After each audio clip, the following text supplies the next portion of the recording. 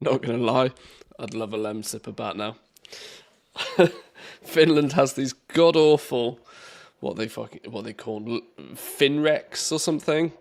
They're like Lemsip, but they're not the same. They're not the same. My coffee's cooking in the background. Good morning, boys and girls. Hope we're well. It's day 2 of visions. We're probably going to do a few visions today. We've got some rares to kill as well. A whole bunch of stuff going on. Let's get things up and running. Turn the tunes down just a bit so I'm not shouting over the top of them. Oh, yesterday was quite fun, you know.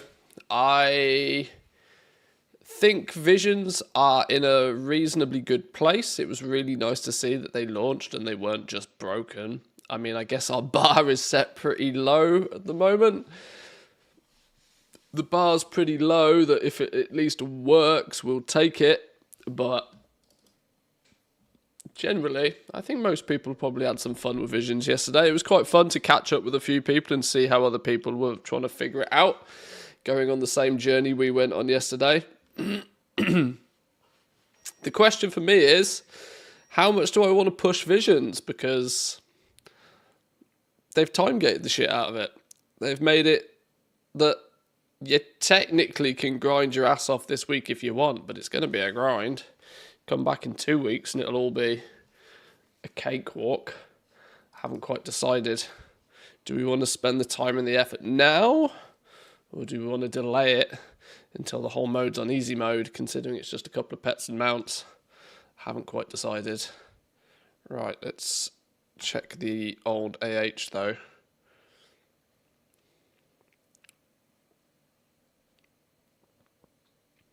What's the going rate on Mechanica? They're dropping in value. They're coming down.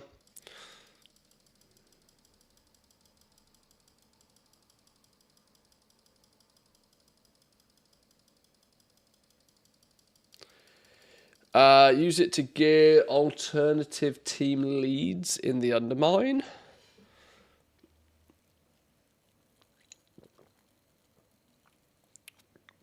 It's not a bad suggestion by any means. I have, 13 characters, I think, that are relatively comfortable killing rares in the Undermine. I could do with extending that up to 21. It actually means I need to level the characters, though.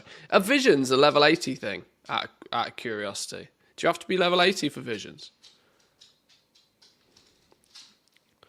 Trying to 5-mask Stormwind's really annoying right now, and it feels like it's not worth the effort since the item level necessary to do it makes the rewards underwhelming. Yeah, the choice for them to cap off the talent tree, to time gate the talent tree, but then to give you access to 5 masks is a little bit cheeky, really, because it's borderline impossible to do a 5-mask run.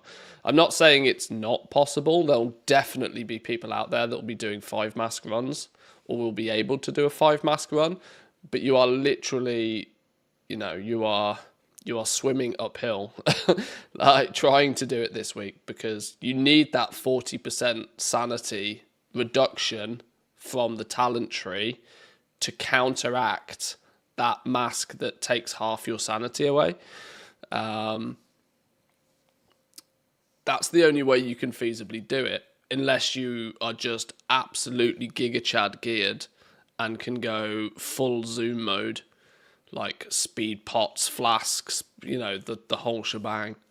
I'm not saying that 5-masking isn't possible, but it's not meant to be that difficult. And you are absolutely right that doing it this week is going to be like, I did this.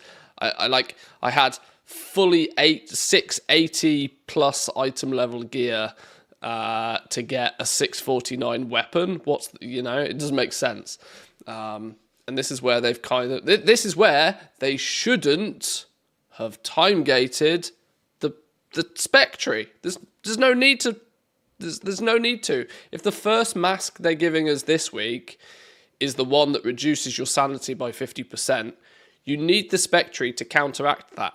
Next week, we'll get into Orgrimmar. You'll get the other 3 new masks, meaning you'll be able to drop one of the masks, e.g. the one that takes half your sanity away, for something else. And it will be so much easier to do a 5 mask run next week.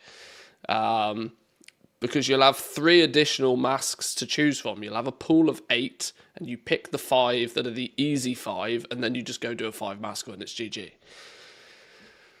So yeah, in essence, time gating is what skewed it all and made it feel weird in that regard, which is why I don't think it's really worth pushing this week.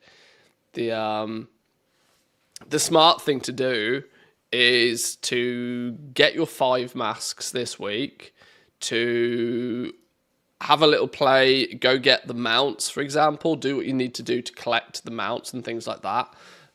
Maybe farm up a little bit of mementos if you wish, but let's not forget, by the time you can speed run 5 masks, you probably won't ever be able to speed run 5 masks. But the point is that once you can do that much easier, you'll be flooded in mementos very quickly.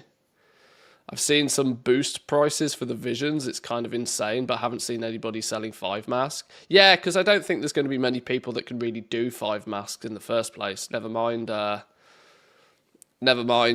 bringing somebody else along, which is going to debuff everything. Next week, though. Next week for sure. Like I said, the unnecessary time gating in it's kind of made the whole thing feel a bit weird. It's all relatively balanced if you don't have the time gating. It's relatively balanced if you let people work further into the spec tree, so that the spec tree counteracts, it's the yin and the yang of, well, you have more masks that give you debuffs, but the spec tree helps you counteract those debuffs. And so then you can farm your mementos quicker. You can unlock your 649 weapons for you and your alts. Yeah, it's all a bit odd. But Blizzard do Blizzard things. We don't complain. We just deal with it. Well, we do complain. We complain a lot, but we need coffee. Coffee, coffee, coffee, coffee, coffee.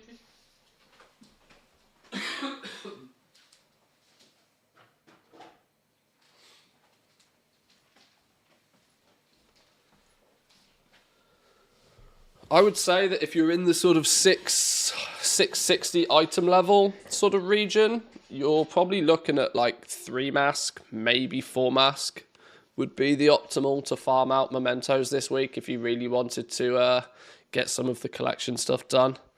But of course, on the premise that it's mostly cosmetic stuff and it's like, 2 mounts and a pet, it's kind of up to you if you wish to or not. Your call, really. Should we go do a vision? Should we start the day off with a vision, shall we?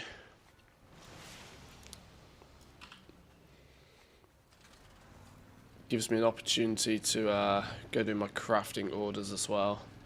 Only blacksmithing and jewel crafting left. They're going to crawl to completion. Well, jewel crafting will naturally happen for me because it's on my main character. Blacksmithing, on the other hand, is not. And is absolutely going to be something that's going to be a slog for me to fill it out. Out of curiosity, though, what are the boost prices for visions? Not that I have any intention of doing any of that, but, curiosity reasons.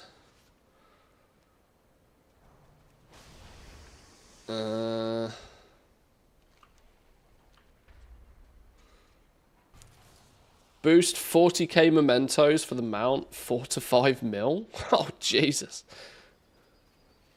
Damn. What's the weak aura that you use in Delves that highlights the treasure thingies? Oh, it's not a weak aura, it's a Bran talent. I can't for the life of me remember what it's called, but there's a Bran talent that literally highlights them. A 2 mask run, 1.1 million? Are you shitting me? Why? I guess, why? Why do you need 2 mask runs?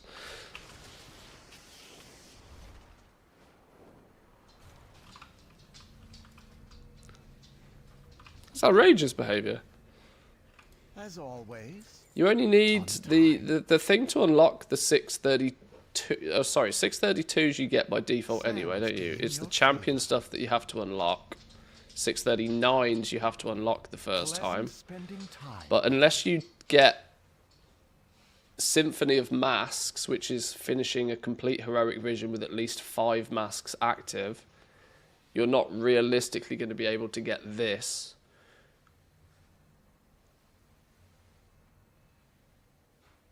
So you can't get Warbound Champion stuff until you've done a 5 mask. And you can't buy your 658 hero weapon until you've done a 5 mask. So I can see the reason why some people might want to buy a boost for a 5 mask this week, but I just don't see it happening.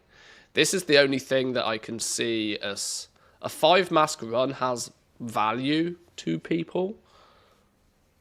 But when next week, when we get access to mask 6, 7, and 8, that whole need completely goes away. Because a 5 mask run will be easier. I mean, maybe not necessarily easy. Easier. Stormwind City. What I wanted to test though, should we just test a 5 mask one anyway? A staging ground for N'Zoth's armies.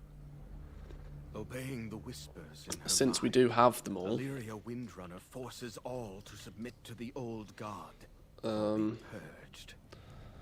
Dark Imagination when below 50% sanity spawns shit. Multitudes, more enemies will be present in the vision, which is the one that you really need for actually farming mementos, and is probably the I wonder actually. Oh, I'm gonna test something now. Let's take off the Mask of Dark Imagination. Let's have just the Mask of Multitudes on. More enemies equals more mementos. But if we only have one mask, then it's still relatively Lolosaurus easy mode, isn't it? But we can work towards these tributes. What do these tributes do, by the way? I'm 34%, 40%, 87%, and 55% through them. I don't know what these tributes do. Current level 2. Further empower this tribute by killing N'Zoth's minions in Stormwind. Current level 2. Current level 1. Oh. What? Huh? Current level 2. What do the tributes even do?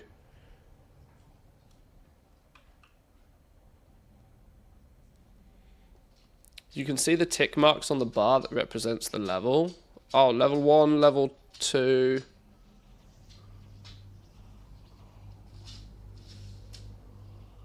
Oh, damage done increased by 8%. Experimental destabilization. Can you fill the bar and it goes back to the beginning again? Is this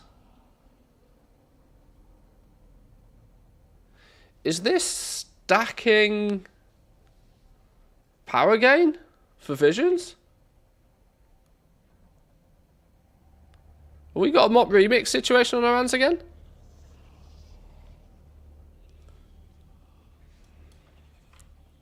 Clear sight.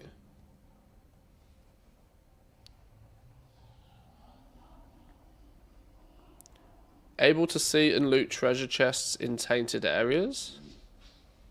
Huh. Huh.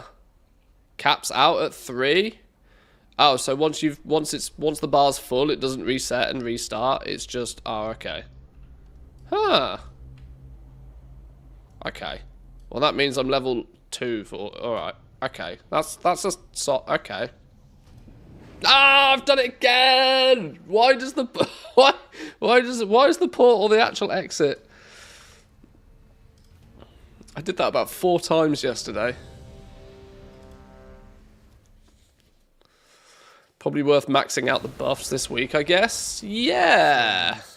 At the very least, it's worth getting these capped out, so at least you're as strong as you can be. A staging ground for N'Zoth's armies. Obeying the whispers in her Confirm box, not even what I know. I know every time. old guard. Collect potions and crystals. Potions and crystals is the one that we are lacking on. Speak your mind. Learn from the past. Right, let's just do... No, not Dark Imagination. Cancel, undo, undo, undo. Shit. It's...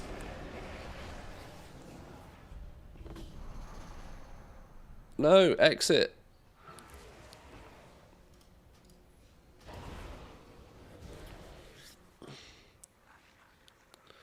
Do you want to install this malware? Yes, please. I know. Confirm boxes. I know. Relax. Stormwind City, a bastion of the holy light, now fallen to the void, a staging ground for N'Zoth's Mask of armies. Multitudes on. Obeying the whispers Take in off her the mind. origination Illyria one. Windrunner More forces stuff all to kill. submit to No, the I nearly did it again. be punished. Nearly did it again. Black Talon are always watching. Nobody saw that, right? Who puts a whacking great big... Oh, look, there's loads of... Whoa, loads of stuff now.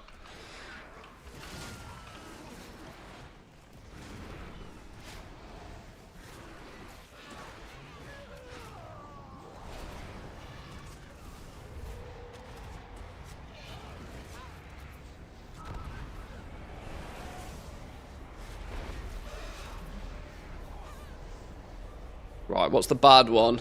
Black one is bad. Black is bad. Oh yeah, Stinky Bright Potion. Black one is bad.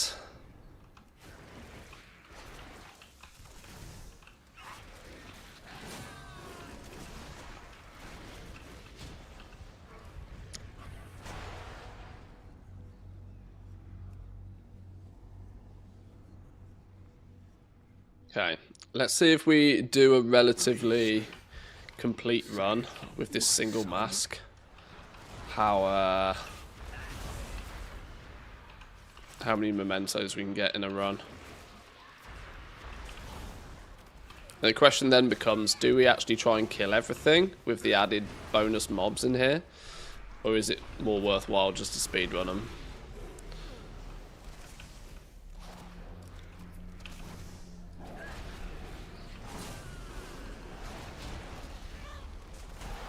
Yeah, N'Zoth is clearly messing with me.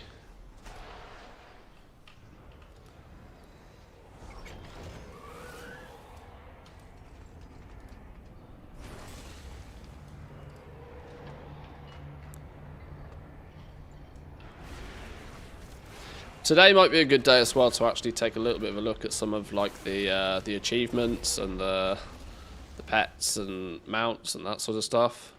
That's a black one. That's one we don't want.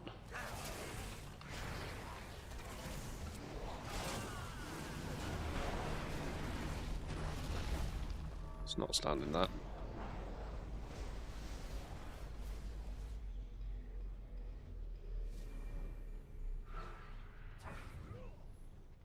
Red one. Hang on, let's nuke stuff first. So yeah, what we're in essence going to need then is we're going to need those tributes capped out as well, aren't we? Before we hit our actual maximum strength for the week.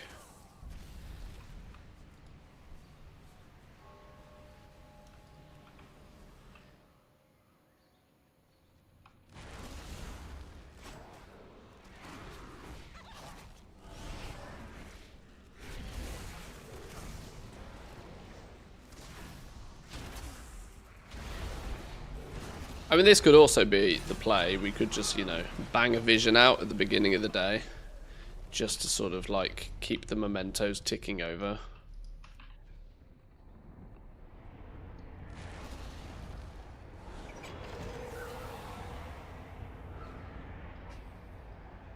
These extra mobs don't really appear to be giving that many more mementos, though.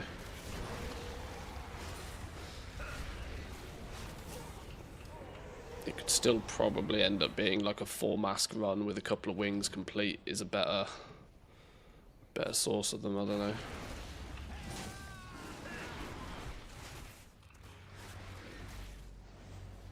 It's kind of like when people start farming like Mythic plus 2s because it's the optimal way to get crests the fastest sort of thing. It's kind of weird the way it works, but when it works, you know. Will you post about Panda Classic goal making? Probably not. Probably not. I'm unlikely to play Classic. Never been into Classic particularly, unfortunately. Plenty of creators out there that do, though. Classic's not really my jam.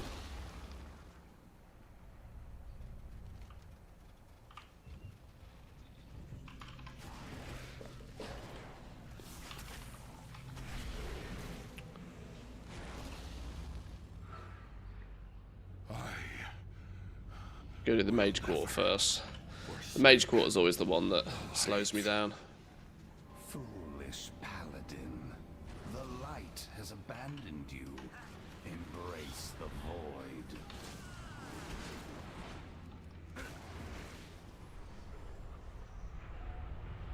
Open the portals.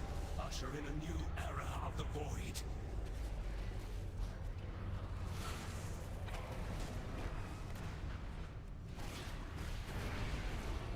Who do you suggest to watch? I don't really know the Classic community all that much. I can only give you the clear and obvious ones. I mean, if you enjoy farming, Student is clearly going to be doing something in Classic, or at least will for a while. He will at the very least have a guide out for it.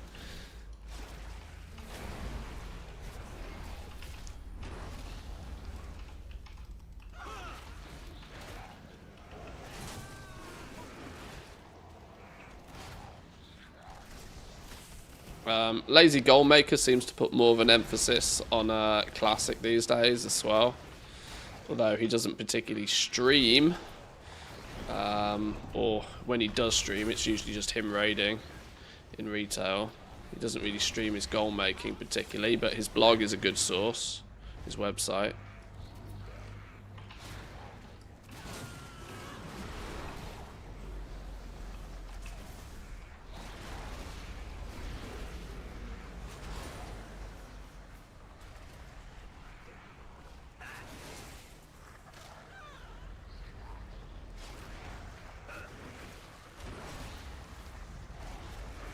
I've just realised this constant flood of crawling doodahs is going to make this a problem. I didn't want to have to pop one of these quite now, but I can't get out of combat.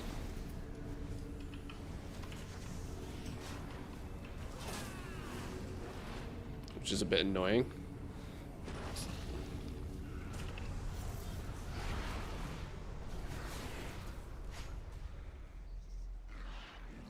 Hooked me half a bar of sanity.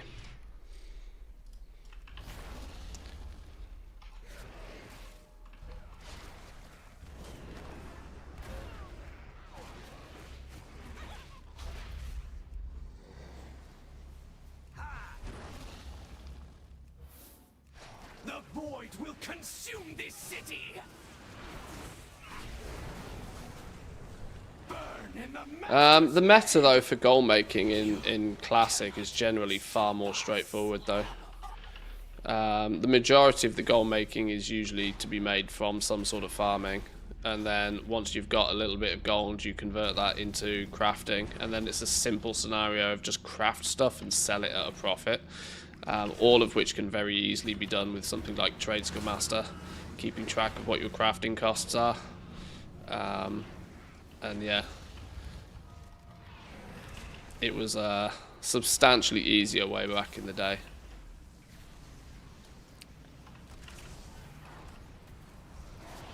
That said, the amount of gold you can, it's, you know, in that regard harder to scale, but that's tomorrow's problem.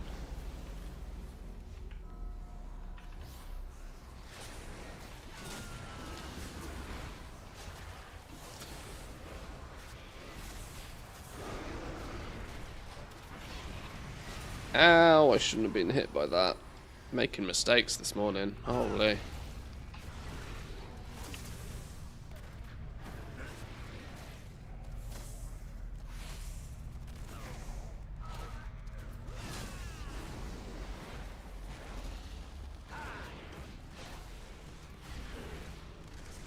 I actually think I'm going to switch to Twilight Devastation, you know. Not because it does the most damage, but because it's the most fun. The, which is the one I've got on right now? Lesser Void Ritual. It's just boring. Like, it doesn't... It's like I haven't got it. It's absolutely... Other than maybe making the DPS number ever so slightly higher, it's completely boring. The mathematical optimal head enchant is the most boring. We have guests. Come, join me in the tower and welcome our true masters into this world.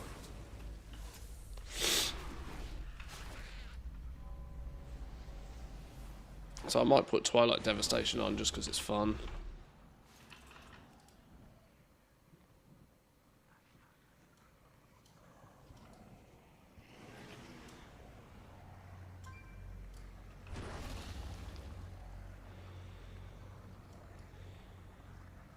Yeah, we're going to have to use another flipping orb here, aren't we?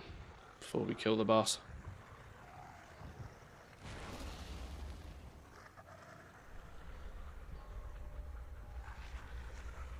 Maybe mounting up wouldn't be a terrible idea either, to be fair, but I kind of forget you can mount in this place.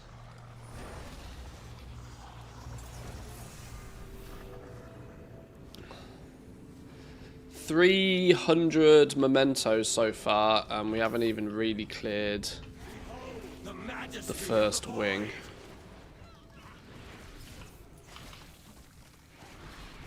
The void is colder than you can imagine. Oh. I forgot about polymorph.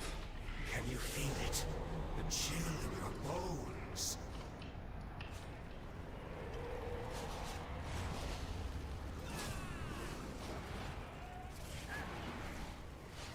Well, polymorph doesn't take my sanity away, so I can't interrupt them both.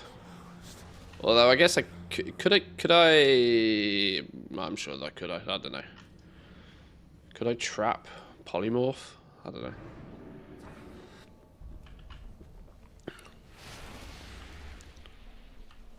Let's go do trade district next, I suppose. Right, 319 from one wing with bonus mobs on. Does this mean if we clear... Well, we're absolutely not going to clear the whole thing, are we? Because killing all these extra mobs takes significant extra time. Meaning I'm probably not going to be able to complete the vision with just this mask on, which is weird if I actually try and kill everything as well. You'd have to be far more selective with what you kill.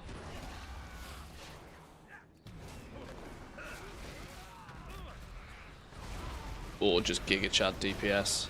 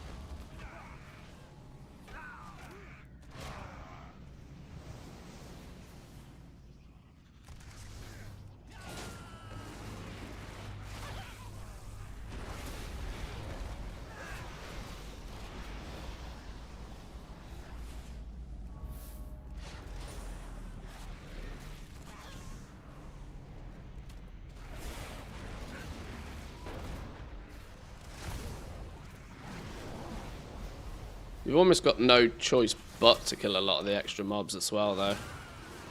So I still weirdly think, like, just zerging 0 mask runs might actually end up being the best way to get the most mementos. Pilfer my greatest prize. At least at my sort of item level.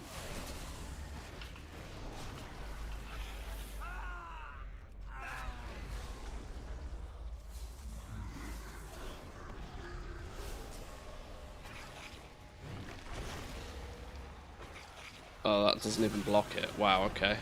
Such glorious pain. Slave master. And him. Save the others. Let's keep my eyes out for more of these potions, actually.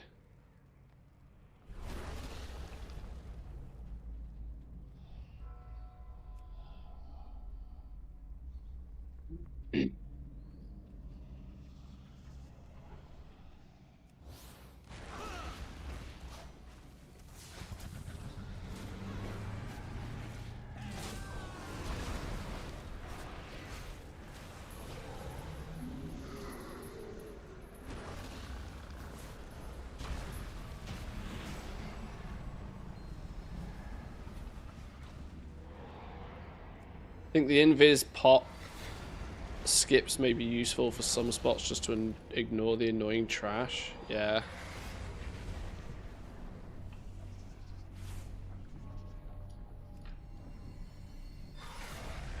Yeah, I definitely think that there is clearly ways to like optimize this if you really wanted to. The question is I don't know how serious I want to get with it, to be honest, this week. I'd have probably had more enthusiasm if they hadn't time gated it. Because I just know that my time is not being valued this week. That pushing this week is... Sure, it's the new thing and it's kind of like... It's what everybody is probably going to be focusing on this week. But at the same time, I could achieve the same next week in half the time. And knowing that is very off-putting for me. Oh, it's the green one that's actually plus sanity. Oh no, what happened to Pepper? What happened to Pepper? Whoa, whoa, whoa, whoa, whoa. What's up with the Doge? Alright, no time. No time for concern. We gotta move.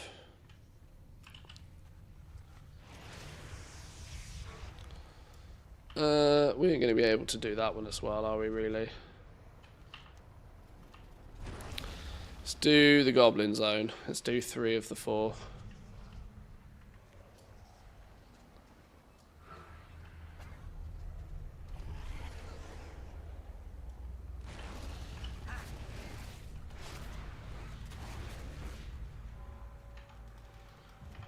You don't have to do this. Resist. Fight back.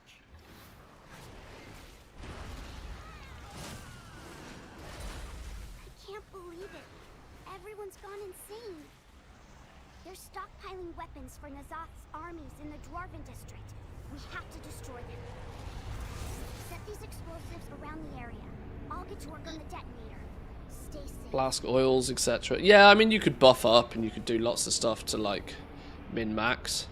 But like I said, for me, it's kind of a touch frustrating that putting the time and effort into min-max now is completely negated in a week's time when we get access to more talents and better masks and Ogrimmar. It's kind of like, I could do it now, but what's really the advantage of doing it now?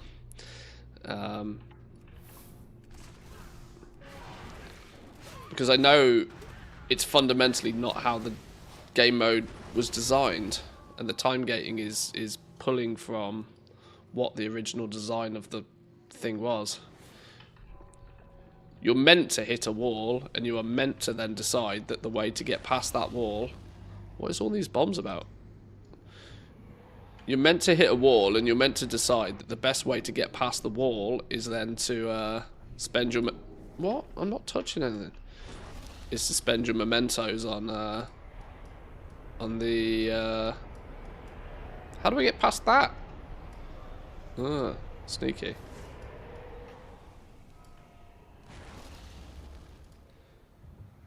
I've completed my masterpiece. By detonating this mine, you gain explosive potential released slowly over time.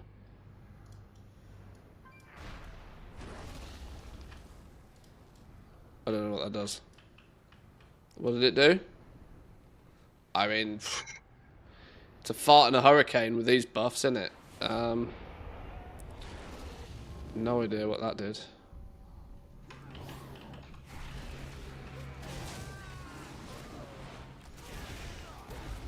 Was it the 60-minute one? Just 10% damage buff, I guess.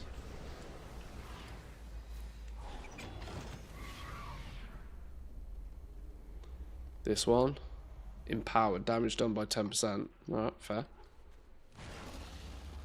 It's handy. You're causing quite a ruckus. Time to die.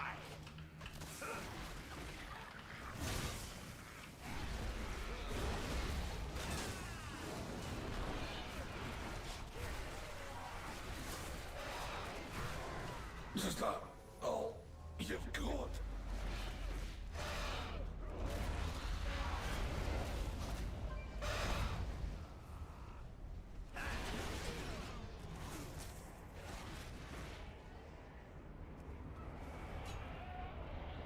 I actually need to get a groove on now, don't I? We've got half a bar of sanity to finish this zone and to kill Illyria. That's the one thing I don't want to do, is accidentally fail the run. Failure is not an option.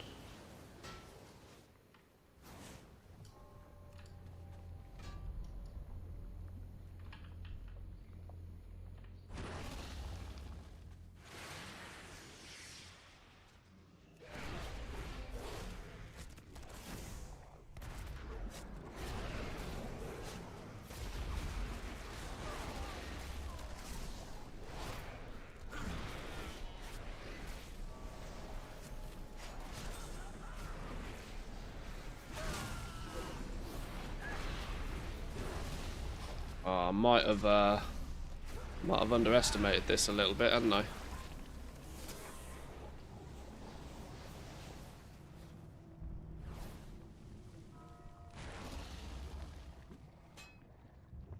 Oh, that's only 7. Shit, I've missed one. Ah, that's not what we need. That's all of them. Detonate the explosives and let's get out of here. Right, we can nuke this dude pretty fast. Does mean I might not have coolies for the Illyria though. So, you like to play with explosives, do you? Okay, we're cutting it a bit fine here. Look out! You've made a grave mistake. You won't dodge this one. Right, I'm gonna have to blow coolies on this and hope I can deal with Illyria without them.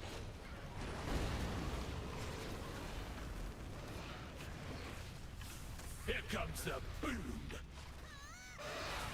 Medusa has turned. Go on ahead. I'll destroy the forge to ensure it never makes another weapon for N'Zoth.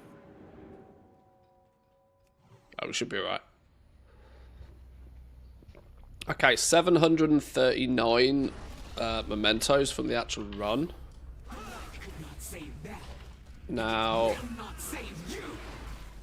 that's comparable to I think how many I got doing a full complete clear, but without this mask on. So the plus mobs and the plus mementos haven't really done much for me, other than I will get more out of the boxes on completion here, but I'll get one less box. So it's actually kind of, it's kind of +1 -1. Using this extra mask slows me down so that I can't complete all 5 wings. N'Zoth clearly exults in the notion of a corrupted stormwind. The further you venture. So how much do I get from one of those? See, that's 360 from that one box. So let's say 250 from the box. On the, yeah, this is like +1 -1. 0 mask runs might be the quickest way to get mementos, to be honest. A parrot? Is this a new one? Put in cage.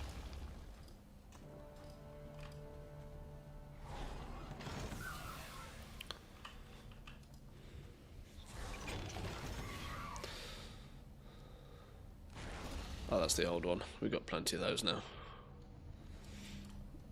Okay.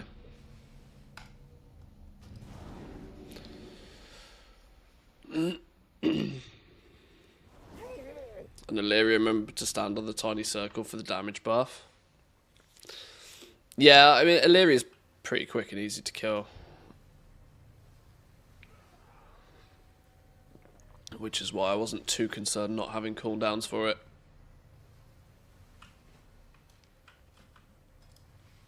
13,000 mementos stocked up so far.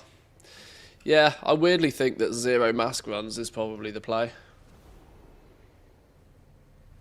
And just zug 0 mask runs if you wanted to push any further. How did our tribute boxes end up looking after that? Are we close to capping any of them?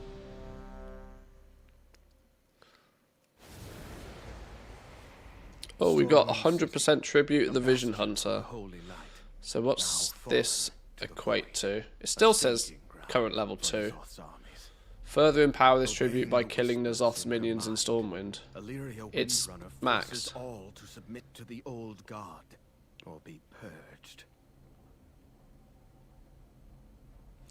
Killing an enemy grants 2% increased movement speed and haste for 60 seconds. Stacks up to 5 times.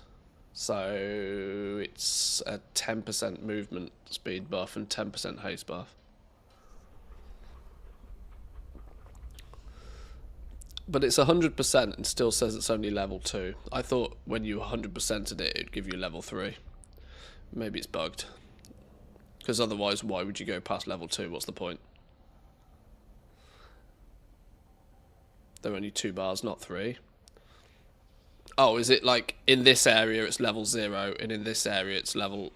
Well, that still begs the question, why get it to 100?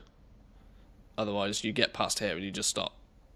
Not that you do stop, but what's the point of this bit? It should be that when you get to the end, you get level 3.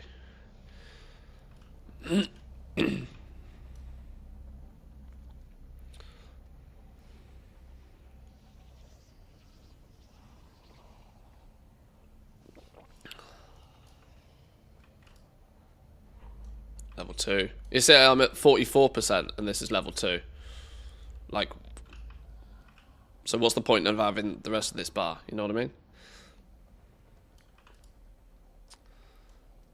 If getting 44% or getting 100% doesn't give me any different, then why have the other 56%? It seems weird. Probably a fill the bar achievement. Is there a fill the bar achievement for this?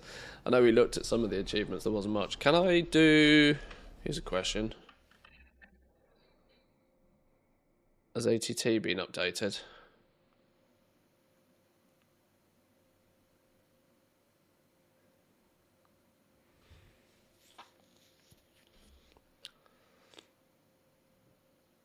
No, go away, I didn't want you.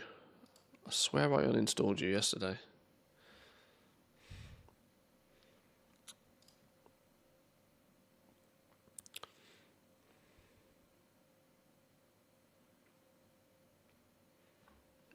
Okay, no add-ons to update particularly by the looks of things. So if I do... Horrific Visions Revisited. Right, what's the crack with this then? Let's have a little looky, shall we?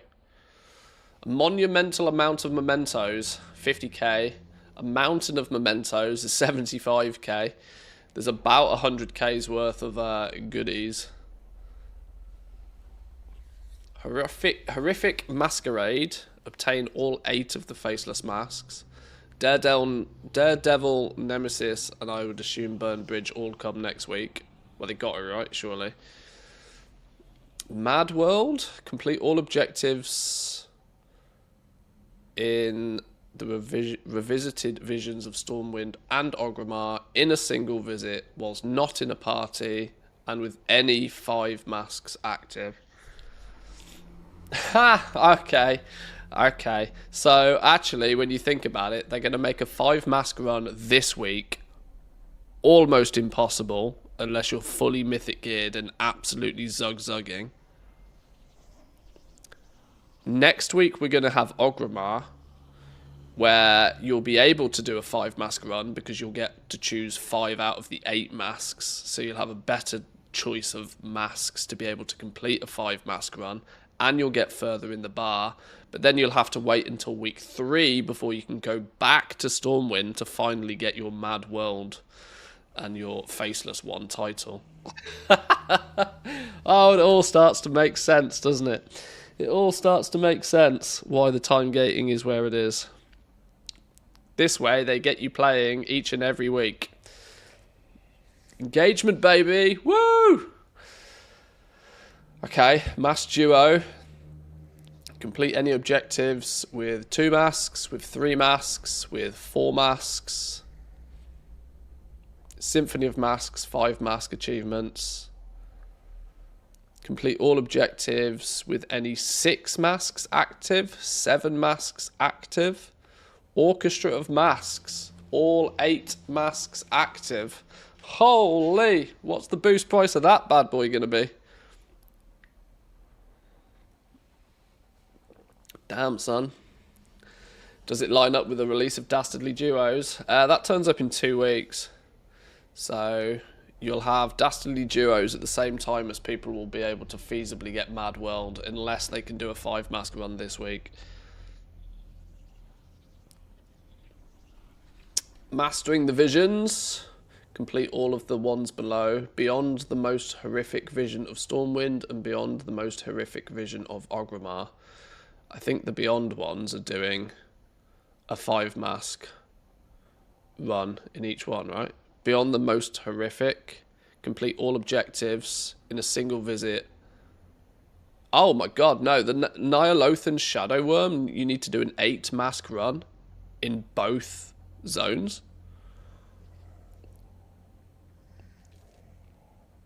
Hot damn.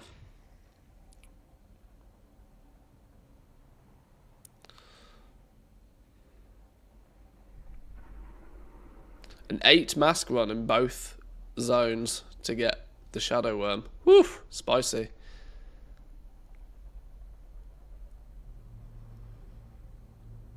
I hate the time gating stuff. I'm voting with my wallet and just saying no. No to this, no to Nightfall. Blizzard needs to learn to stop the time gating business.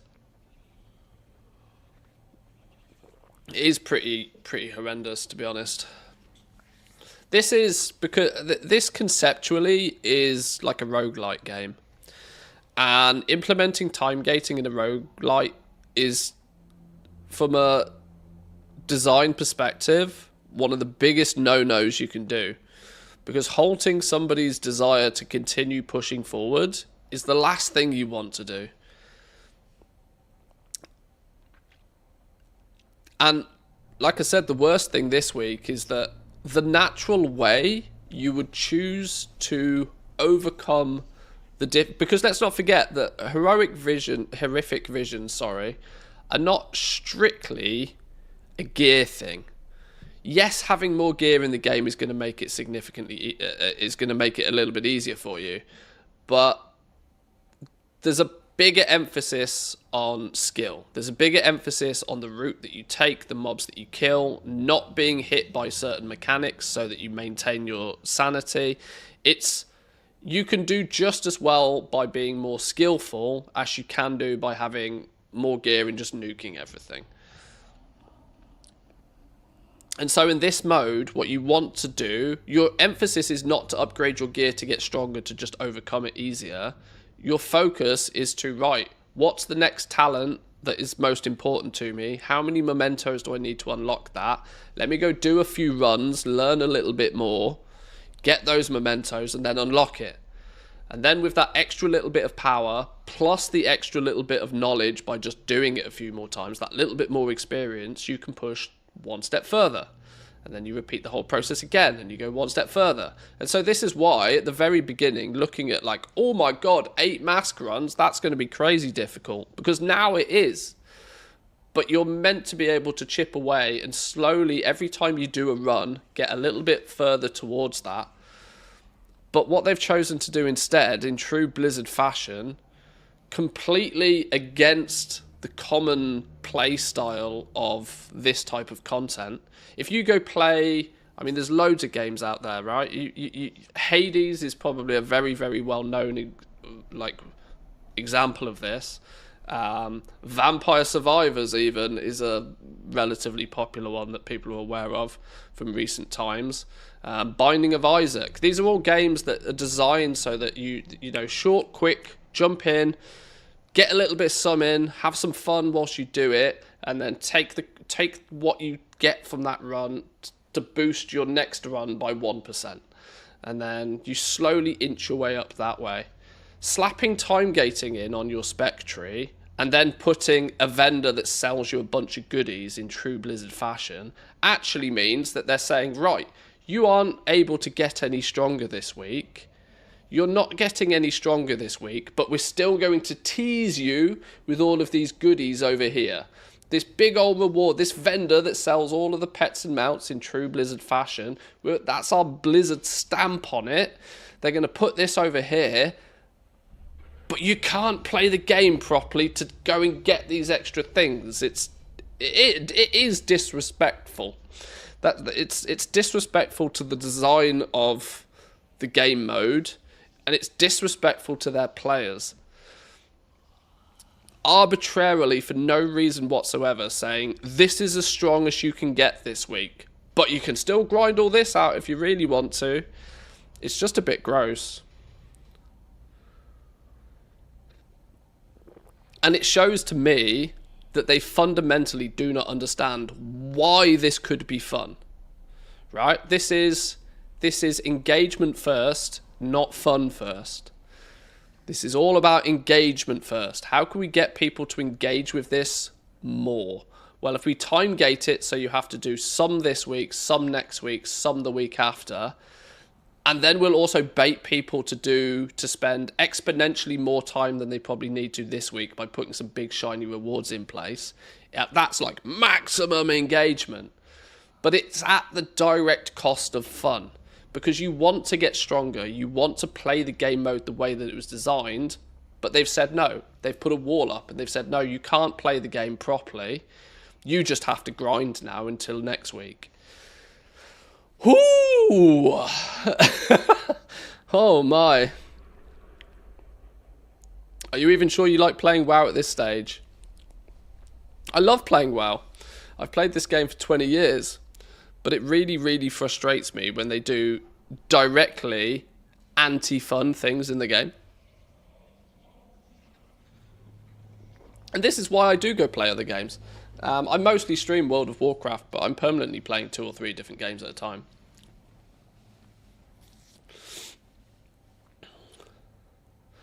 Unlocking the heroic weapons is a character-specific unlock? So any alt, if they want to buy a heroic weapon, they'll need to do a 5-mask run? Is that the case? I don't know. I haven't figured out in that much detail.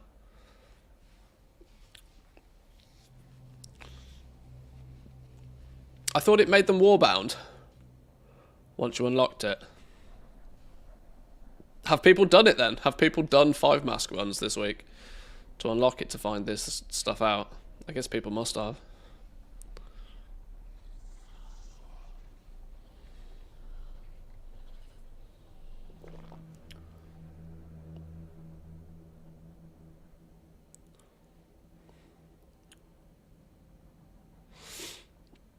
I totally agree time gating sucks for us players, but don't you think that this way Blizz managed to keep more people on the game more, and that from a business perspective they did good?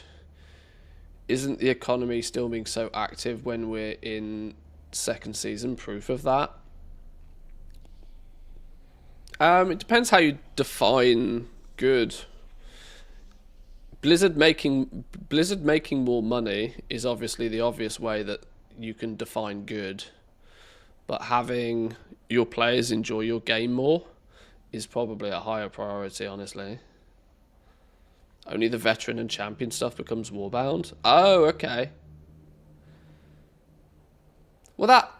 I mean, that sort of makes sense. That's kind of the same of that, you know, your vault can give you a 649 piece of gear, but you have to do it on that. You have to qualify for that on that character still.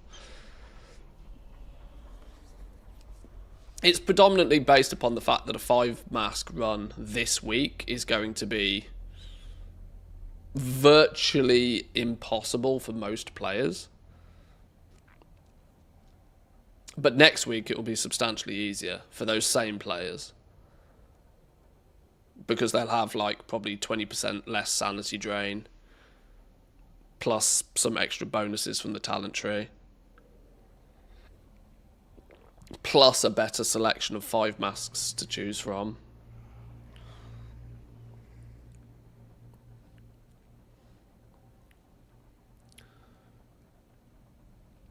Reeking of Visions. Complete the ones listed below. Even more horrific vision of Stormwind. Even more horrific vision of Orgrimmar.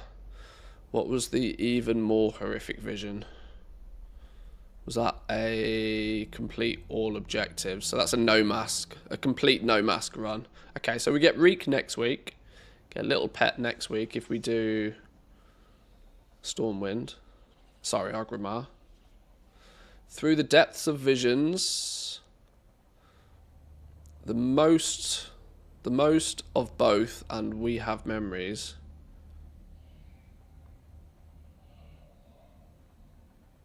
What's the we have memories achievement? We have memories. Purchase enough echoes of N'Zoth to research all of the items in the hourglass of the horrific visions. Okay, so the Black Serpent mount is do a complete no mask run of both areas, and fill your spec tree out. Okay, that's easy enough. Okay, so the achievements aren't too dastardly. Other than maybe doing an 8-mask run in both zones could be quite a challenge, but that gets you the big Shadow Worm.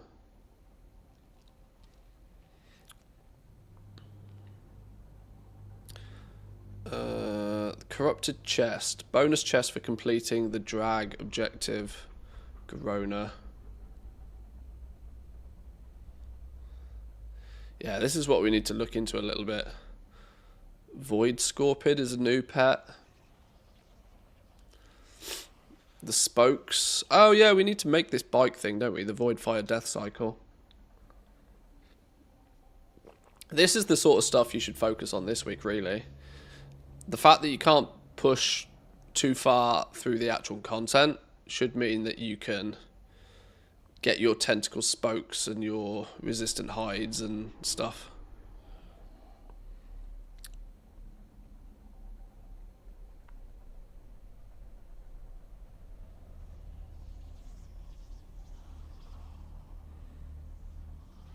Was it maybe that we can't actually get all parts of the bike even until we can get the Orgrimmar version?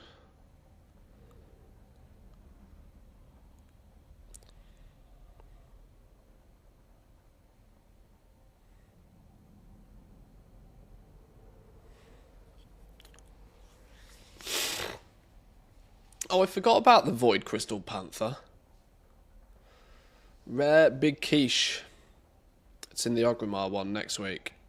Voidbound Orb of Mystery, Unusual Gems, Shadow Infused Onyx, Black Blood Infused Bars.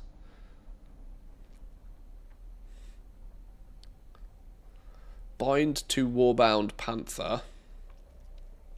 So, is that going to be work order bait next week? Is that going to be a work order thing?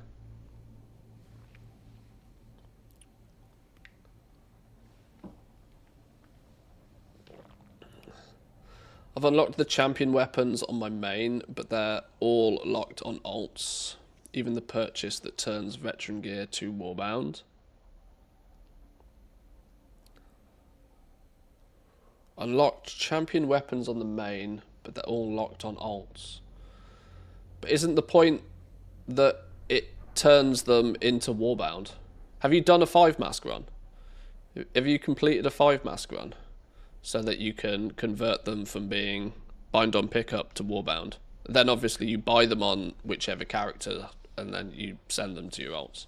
Your alt doesn't need to then buy them themselves. It's a bit of a jump through loops situation, but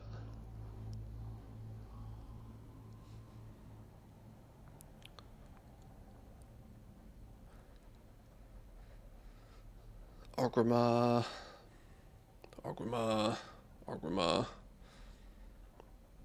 Oh, that's the Orgrimmar section. Whoops, I should be looking at the Stormwind section. This is this week's stuff.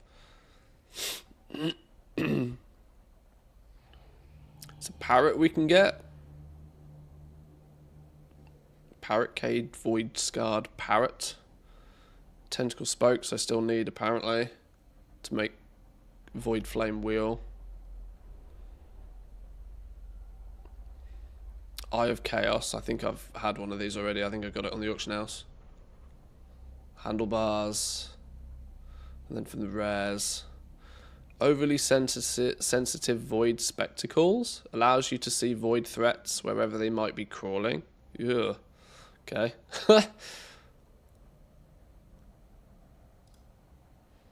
I've got the Nemesis Shard. Interact with the cursed horseshoes around Stormwind's district to gain a stacking buff. Visit the blacksmith area in the Dwarven district to summon the rare when you have 4 stacks. The horseshoes are only visible with at least 1 mask active. Oh, okay, that's fun. Is that the same with the Griffin? Something similar with the Griffin? Abandoned by its trainers, the Void-Scarred Griffin scrounges on any scraps of food that remain, most corrupted by the Void.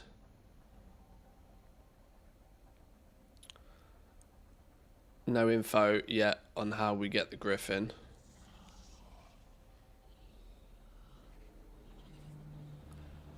Magic Lined Manifold. That's for the Voidfire Death Cycle. Should we work on that today? Is it possible to get the Voidfire Death Cycle thing? Is it possible to finish that now? Rotten Apple. Repeatedly click the bouncing apples at the coordinates provided. Supposedly, clicking them 100 times will guarantee that the toy is in your final chest. But any click should give you a chance if you're running short on time. Ha! Okay, clever.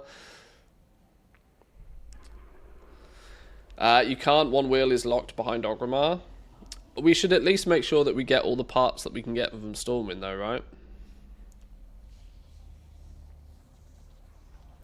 For the Griffin, you need a random food that you can find out inside on a note. Okay.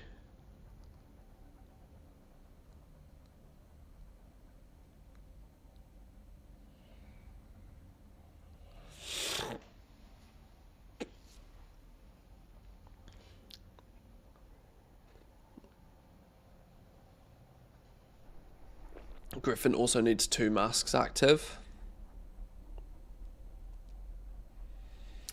I'm pretty sure Mr. GM did a video on all of these the other day, didn't he?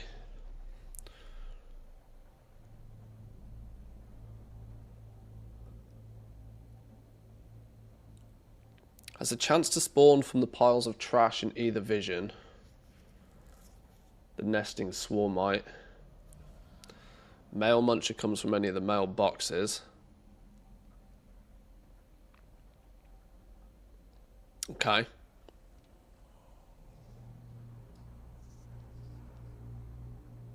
Well, at least there's stuff to, like, get going on, you know?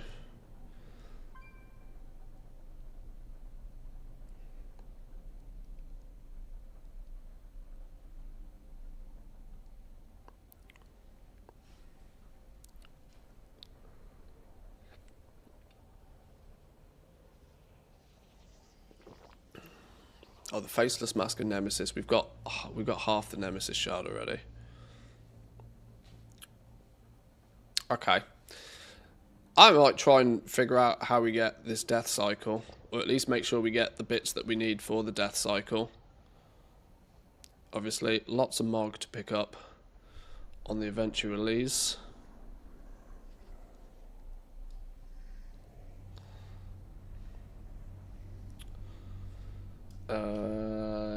What's this? Is this Mr. GM's video on it?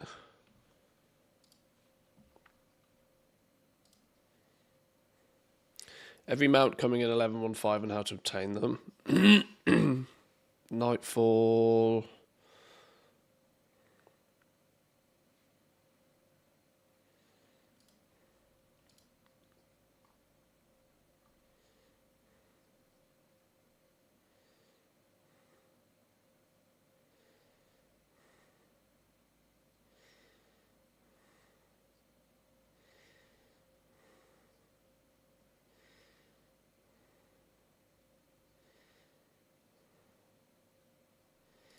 All right, I'm gonna work on the the void mount one, because that's one that we need to do some of it this week and some of it next week. So let's grab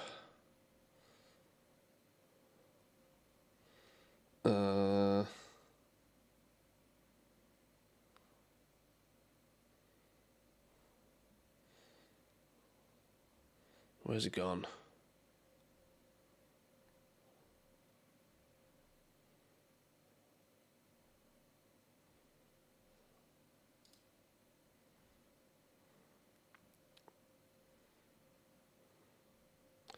Oh, here's a question, actually, thinking about it. Does...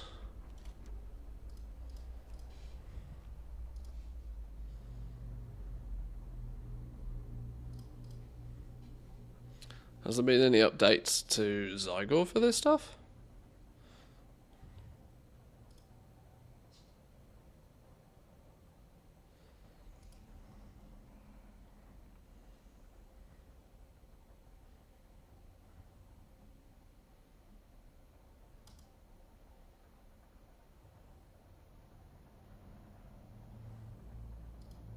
They've got a picture of it, but they haven't got the guide for it yet.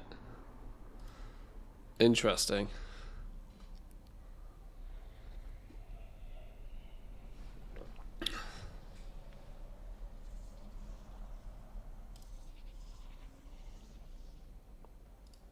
Okay, that was more curiosity than anything else.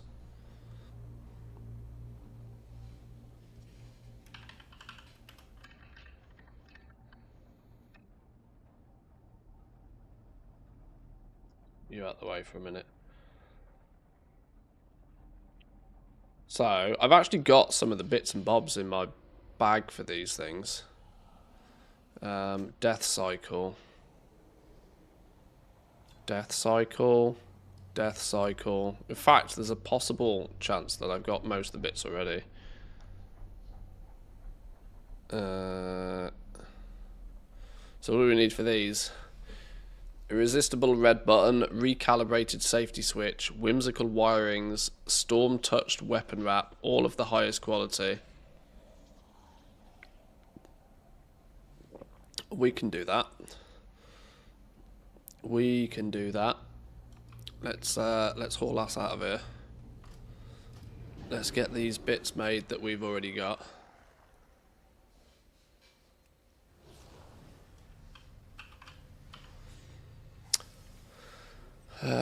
Big button. That's the toy, isn't it? That's the engineering toy.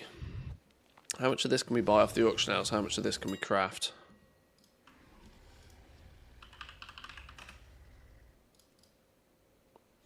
So the big button's a toy.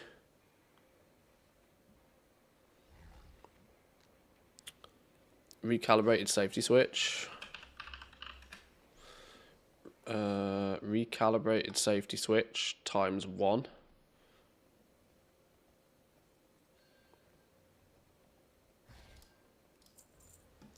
We need whimsical wiring. Whimsical wiring. How many of those did it say we needed? 3. It's very clear that there's people planning for this. Storm-touched weapon wrap.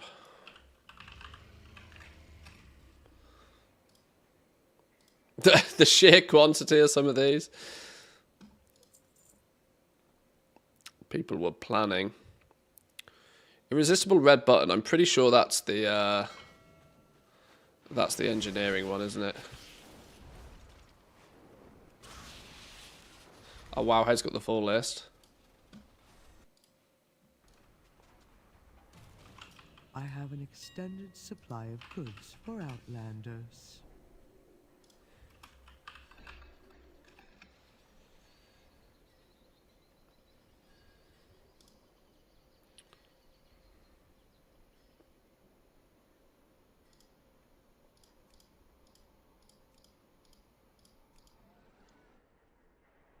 Oh, I need entropy enhancer. Maybe I'll just go.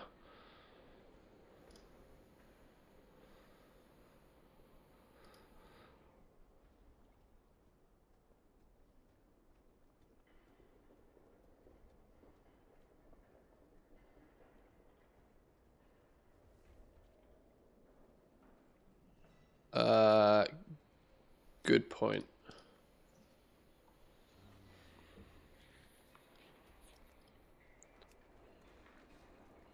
Oh, you can't even put a public order in for one of these because you can't provide the scrap. That's funny.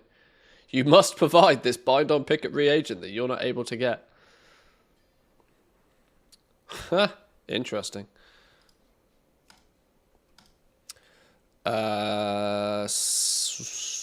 Some Doritos.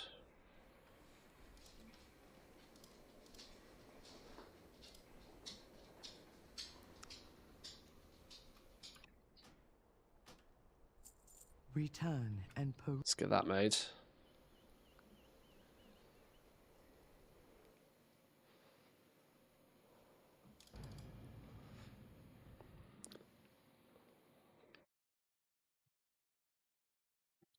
Can't you buy the scrap from the engineering vendor even as a non-engineer?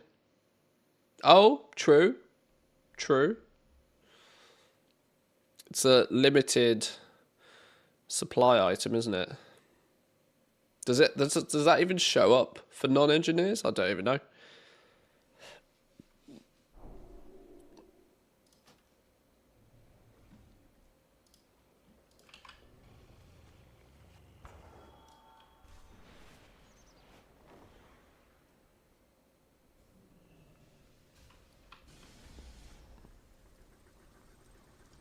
Oh my god, slideshow mode.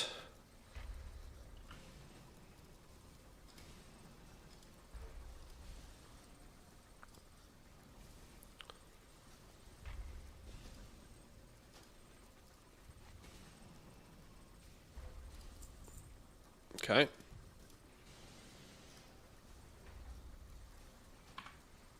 There's that done.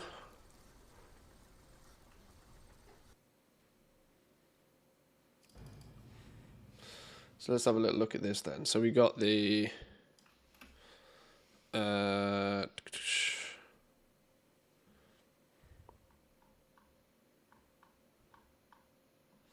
mount rewards from the visions. 12 mounts with 9 new of them and 3 returning. Corrupted are the aspects. This mount can be purchased from the hub for 40,000 mementos. We will get there. Nesting Swarmite can be obtained by killing the rare mob in either Stormwind or Orgrimmar. The nesting swarm has a chance to spawn from the piles of trash located. Same location, every vision. One up here, one here, one here, one here, one here. So you get up to 5 opportunities a run. Any indication of the actual chance on this yet?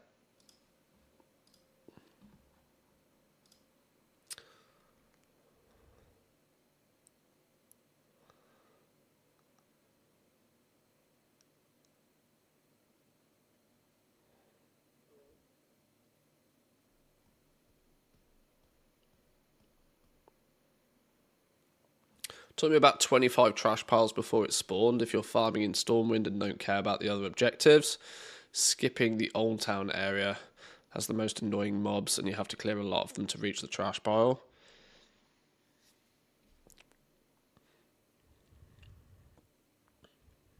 Much higher chance of spawning than the Mel Muncher back in BFA.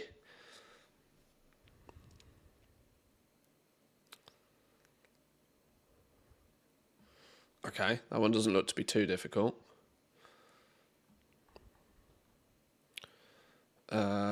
8 mask run, 8 mask run.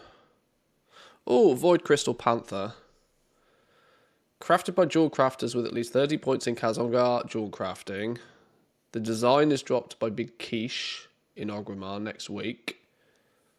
Jewel crafting building in the Valley of Honor.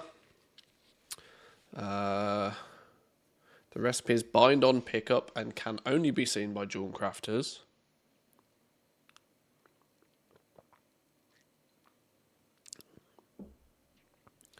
The materials for the mount are gathered within Heroic Visions.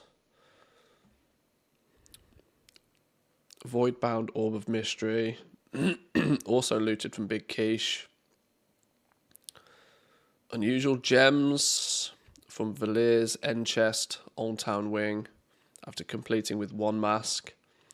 20 shadow-infused onyxes, looted from the chest at the end when clearing a vision with at least 1 mask. Blood-infused bars, looted from Black Blood-infused bar. These can be found in both Stormwind and Orgrimmar visions. I guess none of this turns up then until you've got the recipe. But wait, hang on. Maybe we can get these this week? Can we get some Black Blood infused bars already this week then? Blacksmith area in the Dwarven District?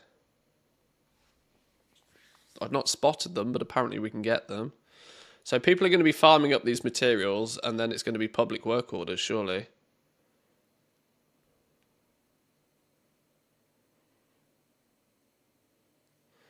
Yeah, jewel crafters will have plenty of public work orders to potentially fill next week. We need to make sure that we get some of these. Anyway, the Void Forged Stallion's Reins, which is what we're looking at here. This mount is looted after completing mini puzzle. No, it's not. This isn't the one we're looking at. That's the horseshoe one.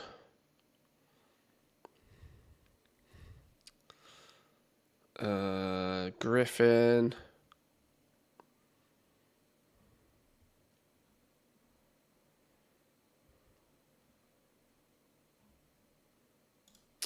Death Cycle.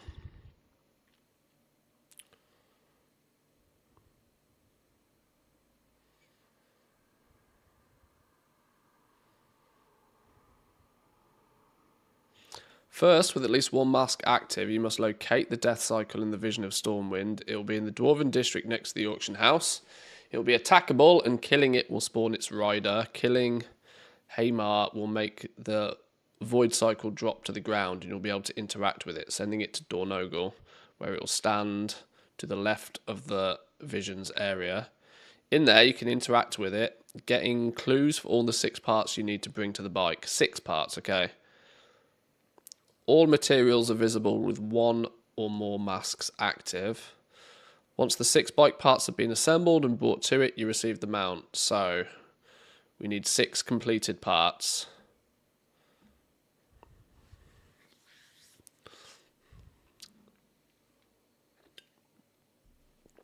Didn't I say that we've got 4 parts already?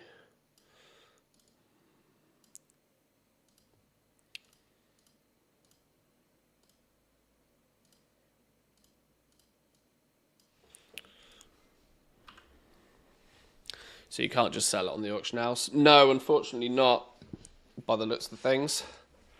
As the mount it produces is bind on pickup. But the fact that it's the recipe only shows up to jewel crafters means if you want it, you're going to have to put in a public work order for it.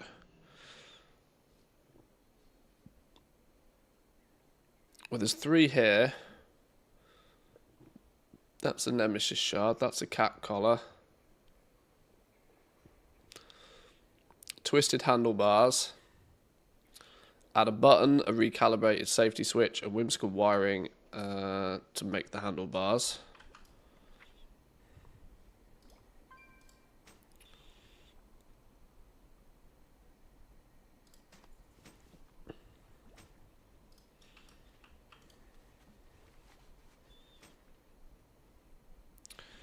There we go. So we've got handlebars. Depleted void crystal. Refulgent crystal. 1 max quality refulgent crystal. Highest quality jumper cables. I mean, I must have crystals. Missing the jumper cables. Well, that's an easy buy off the auction house, right? Surely?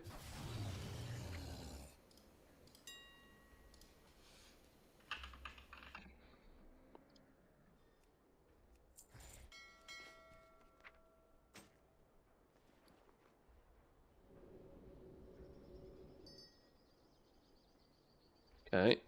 Pulsing crystal. There's 2. Oh, void flame wheel. Oh, it looks like I've already done this one. So we've got handlebars, we got crystal, we got wheel. What are we missing? Engine. Orgrimmar. That's next week.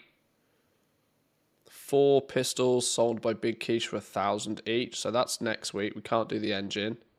The exhaust. Stormwind. We can do the exhaust. Magic lined manifold looted at the entrance of the auction house in the trade district. Requires 1 elementium plated exhaust pipe. Sold by Big Quiche or Roxy Ram Rocket for 1,500 each. Is Roxy Ram Rocket? Who's Roxy Ram Rocket?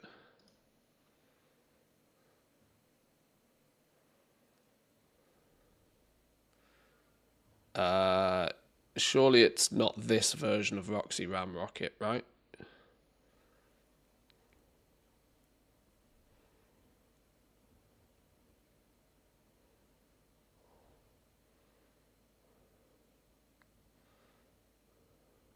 Surely not. If you are not an engineer, head for Big Quiche. Roxy will not open up an interact window or a vendor window unless you are an engineer of a particular level. Presumably of the Northrend variety. Big Quiche, on the other hand, will sell the item straight up. Even if you're not an engineer, you can still buy the parts with no trouble. TLDR, Big Quiche is the better option. Can we buy them from Big Quiche not in the Elemental Vision, though? So we can't get the engine block, but we could go buy these from Big Quiche now. Where's Big Quiche? Oh, Big Quiche is the dude that also sells the 20,000 gold Orb of Mystery businesses, right? You can at least buy the parts, yeah. Elementum of exhaust pipes, there we go. Okay, well, we can at least go get those. We need to get the magic line manifold as well.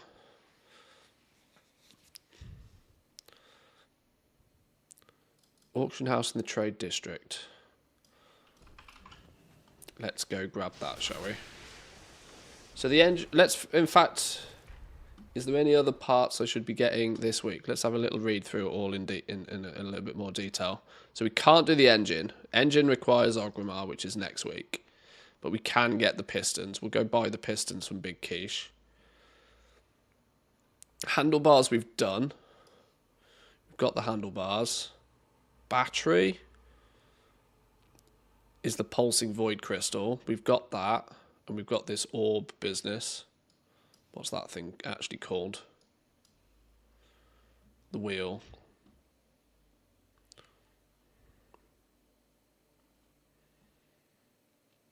So the seat. Oh, we need 2 void flame wheels.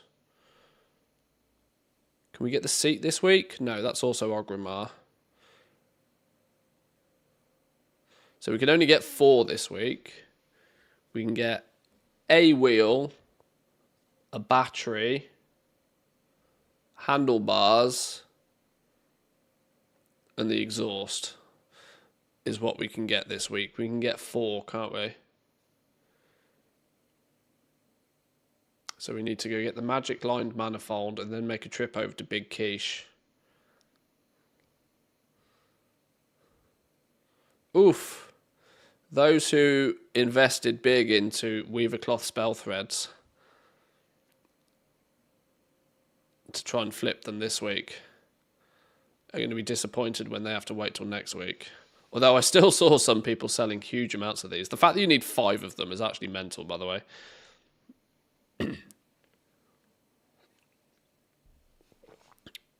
Alright, we got to go to the Vision. Go to the auction house in the Vision.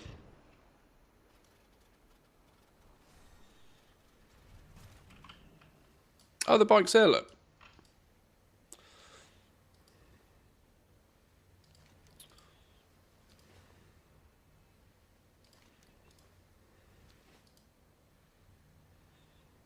Install the new handlebars. Ah! And then it takes it out of our inventory. Okay.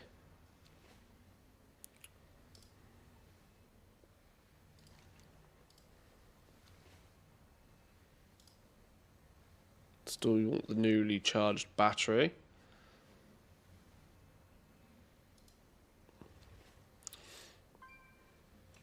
Okay, into a Vision.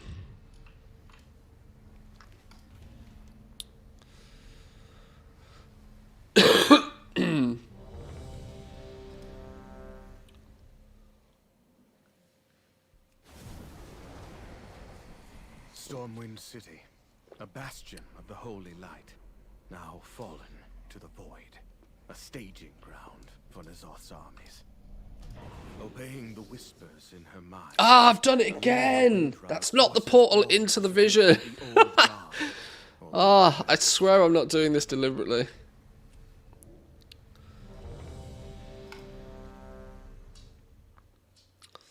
The fact that you have to talk to Rathian to start the event is kind of like, what's going on here? A bastion of the holy light, now fallen to the void, a Whoops. staging ground for N'Zoth's armies. Obeying the whispers in her mind, Illyria Windrunner forces all to submit to the old guard or be purged.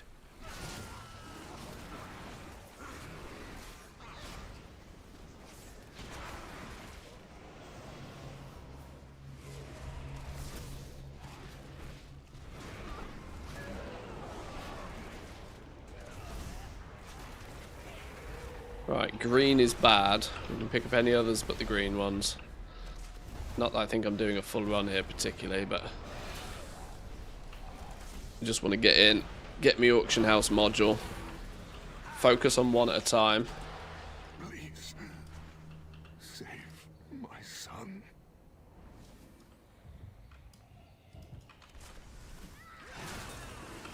Click mailboxes as well.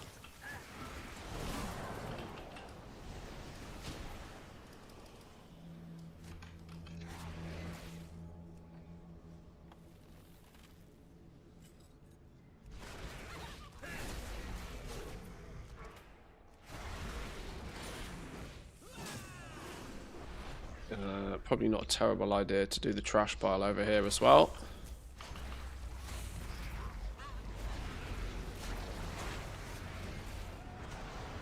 Bonus box.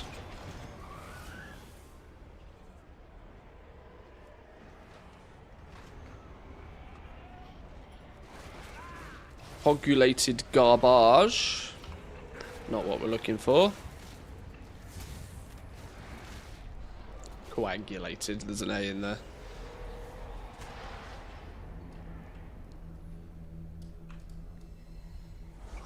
What colour did I say was bad? I think I said green was bad, didn't I?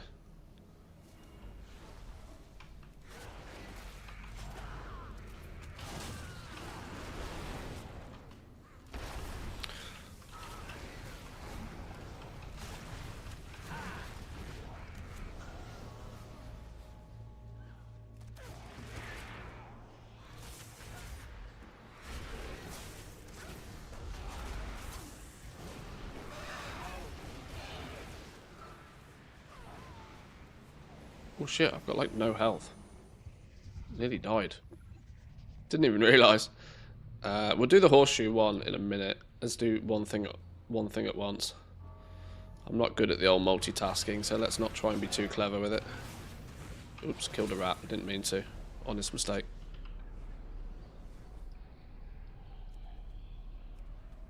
I will never forsake the light. Foolish paladin. The light has abandoned you. Embrace the void. We are embracing void.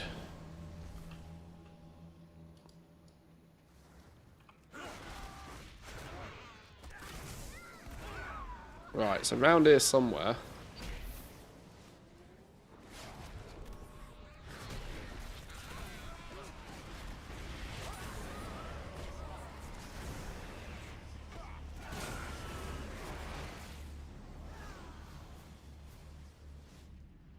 Not entirely sure what I'm looking for. Oop. We'll do a mailbox either way.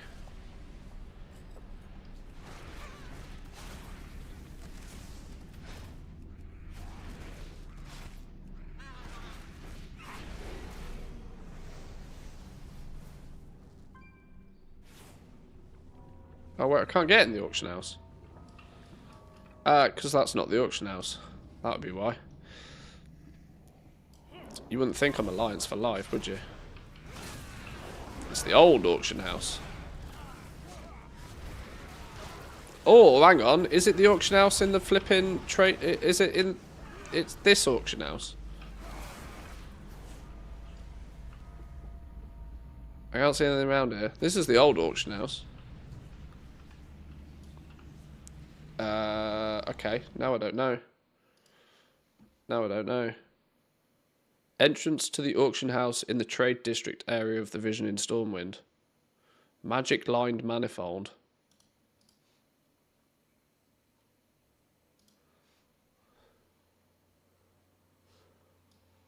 Oh.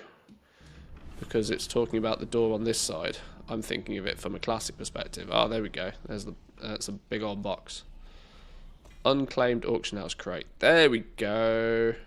Gotcha. Gotcha. For future reference, where's the trash pile out here? Where's the trash pile?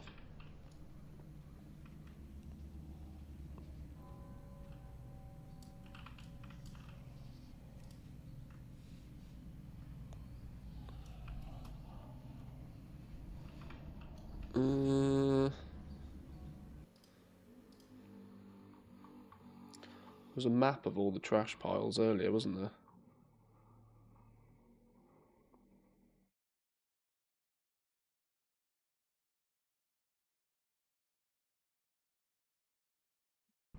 Trash piles back here somewhere.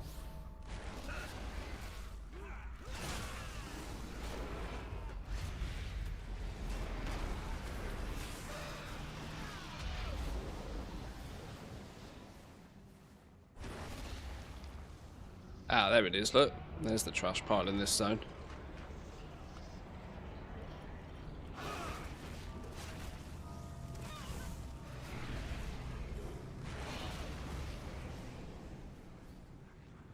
Okay. Do I want to do anything else on this one while we're here?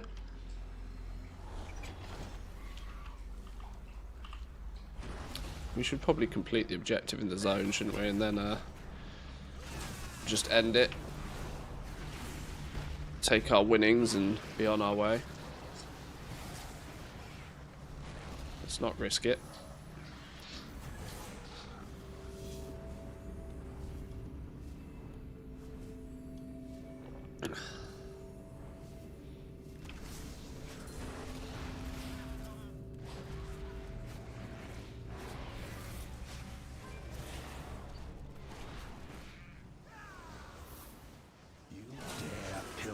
My greatest prize.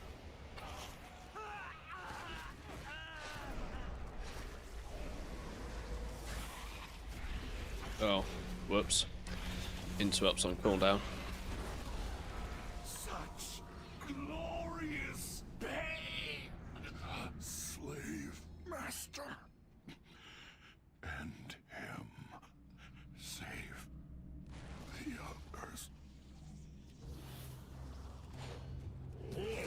Right, a trip to Big Quiche is needed then. Grab a few components for that one.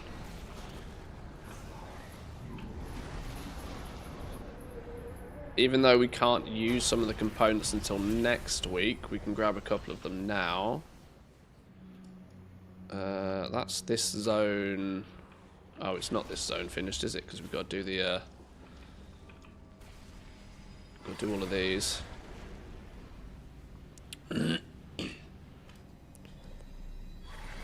1, 2... Wait, what? There's one over it. Wait, did I miss one? No, it just takes a while to disappear.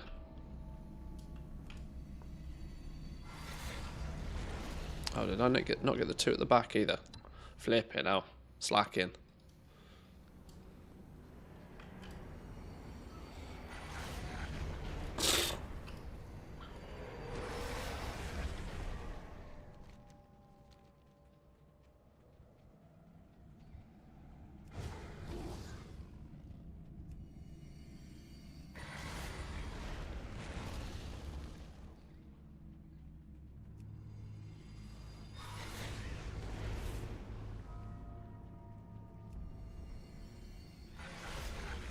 There we go.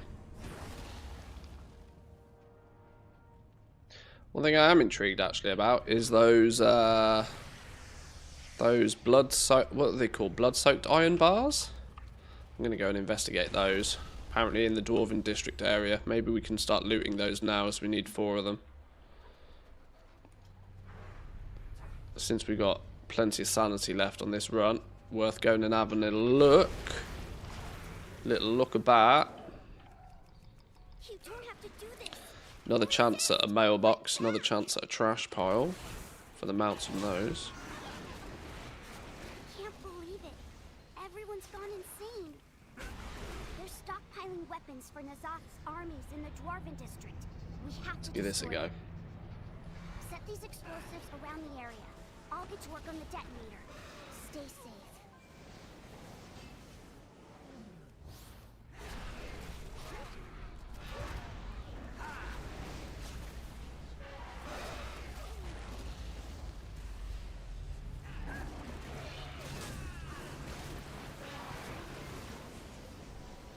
Zaboom. You're causing quite a ruckus. Time to die. Where'd that pier come from?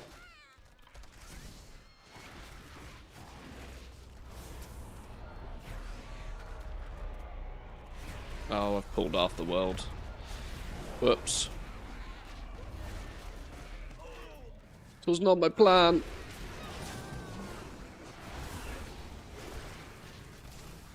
Is that all you've got?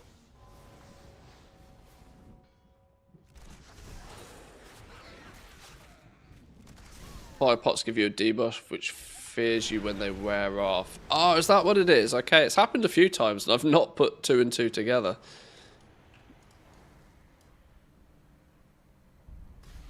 Right, so is there anything around here that's kind of like a black blood ingot or something? I don't see any clickables. No clickables.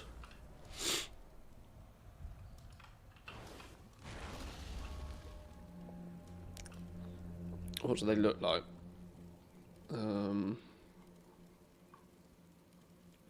Black blood infused bars looted both Stormwind and Ogrimmar by the anvil on the blacksmithing area in the Dwarven District.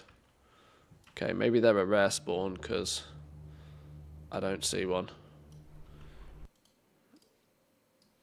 We're looking for one of these.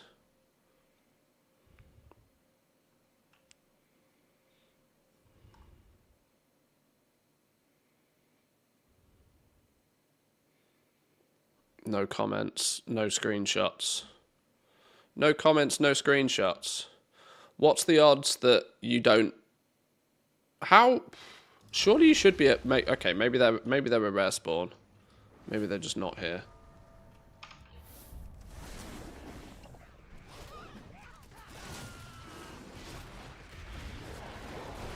You'd have assumed that would be something that players could, like, get this week. So then when Jewel Crafters get the recipe next week, players will be able to put orders in. Otherwise, if you can't get them till next week, then Stormwind isn't active next week, which delays getting that by yet another week until people can get back into Stormwind the week after.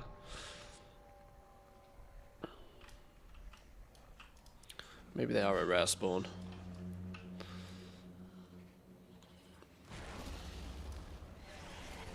Let's do a mailbox.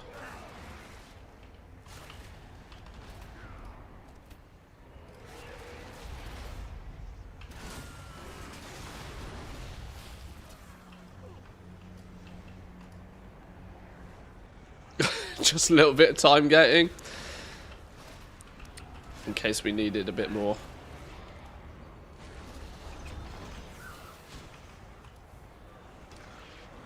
Yeah, I can't help it. I don't mean to like whinge and moan about this, but I despise the amount of time gating in the game right now.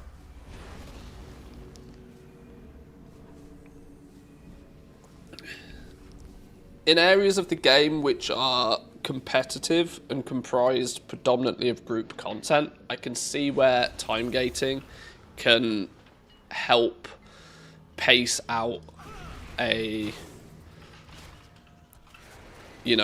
the seasonal journey. But for something that is predominantly a side minigame, which is also predominantly single player, solo, and is 90% for nothing more than cosmetics, it seems so unnecessary to time gate. That's the main frustration for me. It's not that and it comes from the point of, it's not that and this probably comes across a little bit wrong, it's not that I don't want to do this stuff. I absolutely want to do this stuff, which is why I'm so passionately against the time gating of it. I want to be playing the game more, but I equally at the same time don't want to feel like I'm being artificially having my time wasted by not being able to be efficient in the things I do for some arbitrary Blizzard must-have weekly engagement reason. That's where the biggest frustration comes from. It's not that I'm like fundamentally against all time gating full stop, because I understand as a mechanic why it works and why it exists, and where it's used constructively can be very good for the game.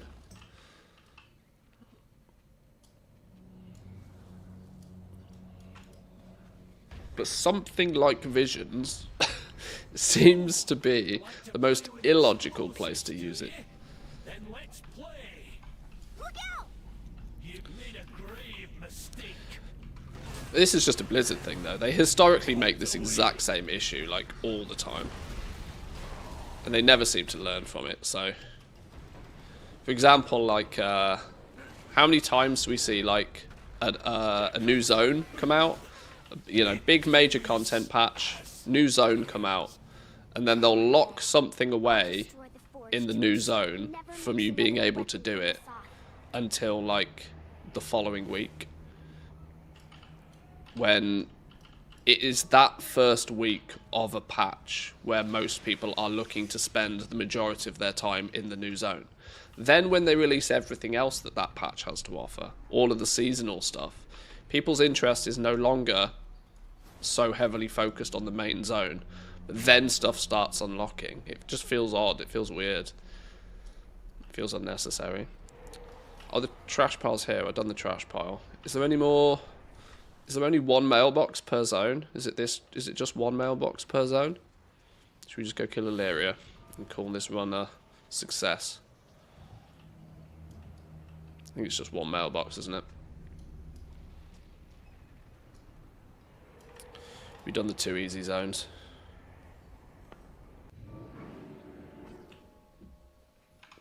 Oh, we didn't kill these dudes. Whoops.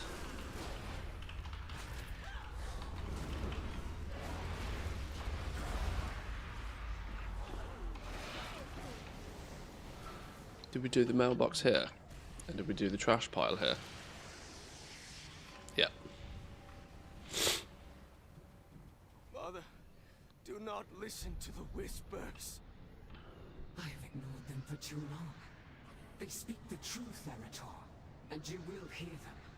I will make you. I get they're trying to pad the lifetime of the content, but people like to grind, and the ones who don't like it wouldn't apply to anyway. It wouldn't apply to anyway. Light could not save them, and it will not save you.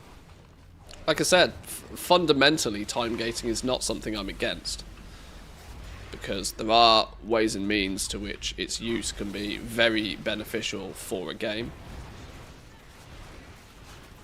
You know, in order to, in a competitive group environment, you want to try and keep players within a certain range of like player power, so that one player doesn't play the game for 18 hours a day and just get miles and miles and miles and miles ahead of somebody else's progress. Frogs, I'm looking at you, for example, right? The big argument with frogs was that some people in an afternoon of farming frogs back in Mr. Pandaria were able to get what some other players felt like weeks worth of an advantage, which was clear that the banding between those who did and those who didn't was, in Blizzard's eyes as well, also a little bit too wide. So that's where sort of some element of time gating can be useful, preventing players from getting too far ahead of everybody else.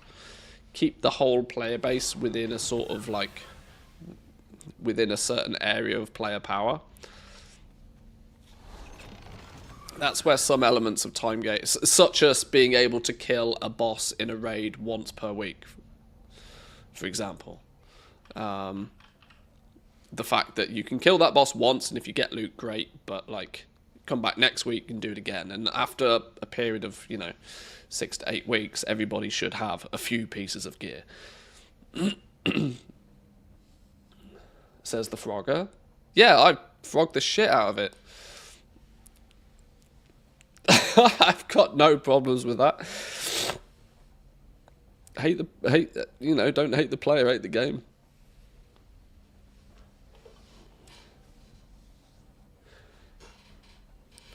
I don't dislike it unless they timegate story. That drives me nuts. Well, that's also just an illogical use of it. It's a story. That's the single player aspect. That's the thing that keeps people... That's the compelling thing about an RPG, role-playing game. Even if you don't care that much about the lore, the story is what paints the picture for you for all of the other aspects of the gameplay. And even if you're not a lore nerd, understanding the story that's going on around you will captivate you more to play the content,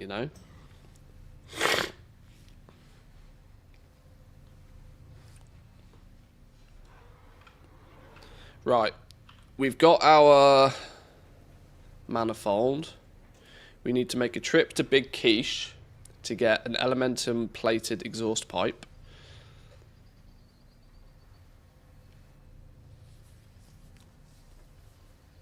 And whatever else is on the shopping list.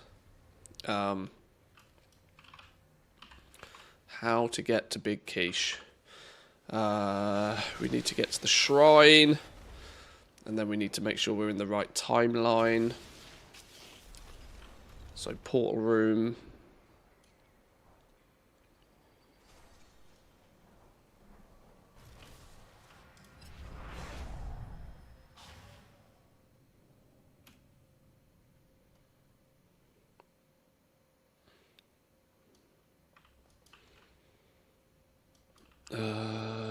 Whoa. What's going on here? Frames, please, game. Zuldazar, Jade Forest, Crystal Salt Forest. Which one am I looking for? Must be downstairs. I'm not a Pyromancer level lore nerd, but I like it and enjoy the story.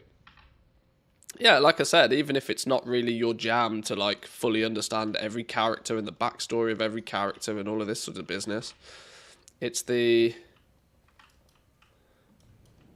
It's the foundation, isn't it? It's what structures the reason why you're... Why are you going into this voidy kind of dungeon? Oh, well, because we're killing voidy stuff in the story, you know? It's... And then when you, like... When you get a chapter of a story and then are told to come back next week for another chapter, in between, it's very easy, especially if you're not overly engaged in the story generally, to go, what was going on? Oh, we have to go to Jade Forest. There's not a portal straight to the shrine, is there?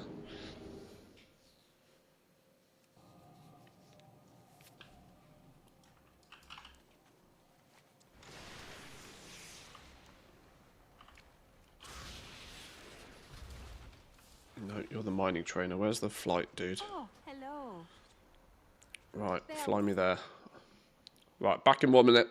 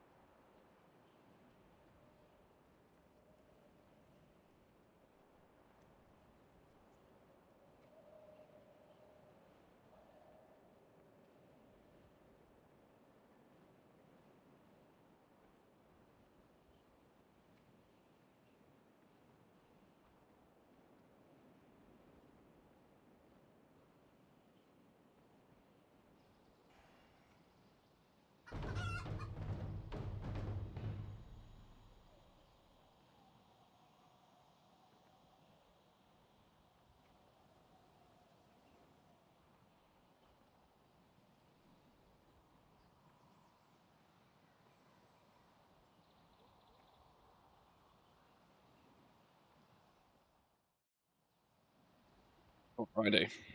Are we in the right timeline? Doesn't look like we are.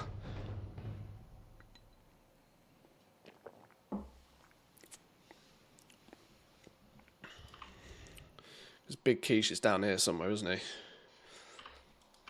Can't quite remember.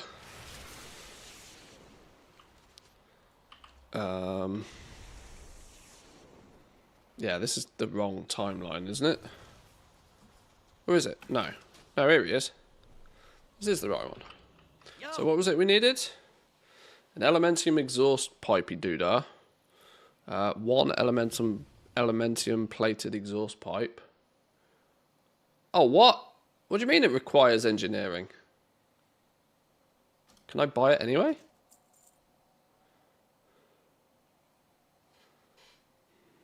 Have a good one.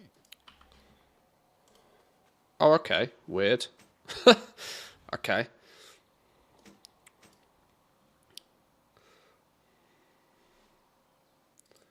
Let's check what else it was I needed from here. There was definitely something, wasn't it? Oh, the void-bound orb of mystery is looted from Big Quiche in the Vision of Orgrimmar, because the non-void-bound version's 20k. We don't need any of that business.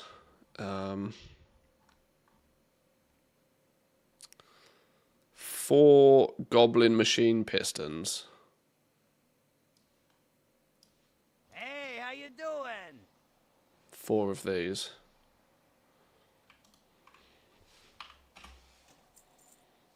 There we go. Save those for next week. Let them sit in the bag somewhere.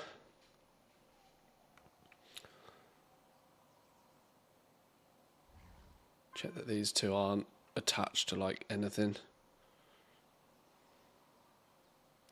Salvage golem parts. They go on the auction house. So he's got them listed on the auction house for 16,000 gold.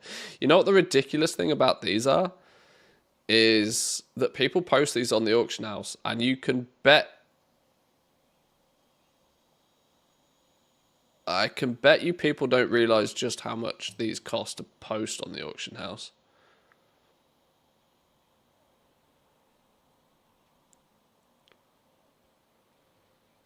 Well, their vendor buy prices are high. I wonder what the vendor sell prices are, because that would determine... Whatever.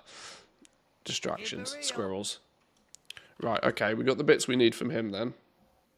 So is that realistically all we can do for this week? The engine requires us to have Orgrimmar, but we've got our 4 pistons, so we've at least done that bit. The exhaust, we have just finished. We need to go do it.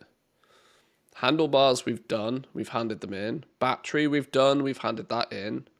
The seat requires the boar hide from Orgrimmar. We could get ourselves 5 Weaver Cloth spell threads. And we've got 1 wheel already.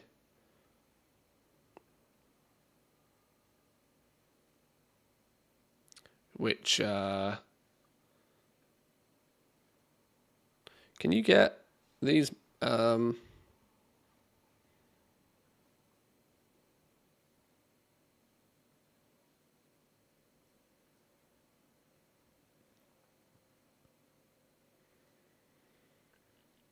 I get more tentacle spokes?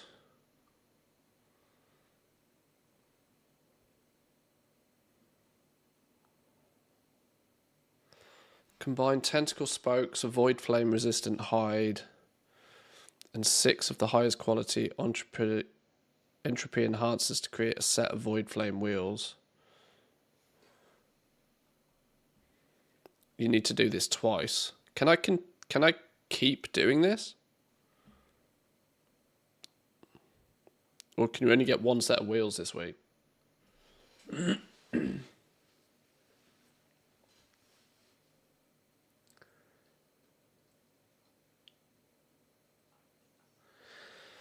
Did you see that even after the XP buff event has gone away, the world drops are still bugged? Student made a video about it. Blizzard has messed up again.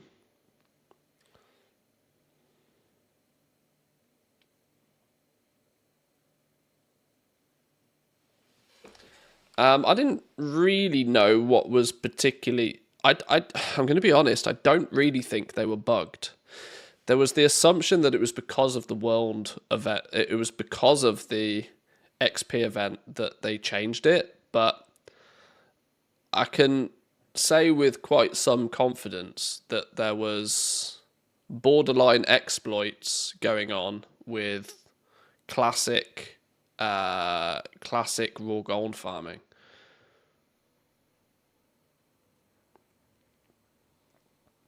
Old world materials and transmog item in open world sources are bugged.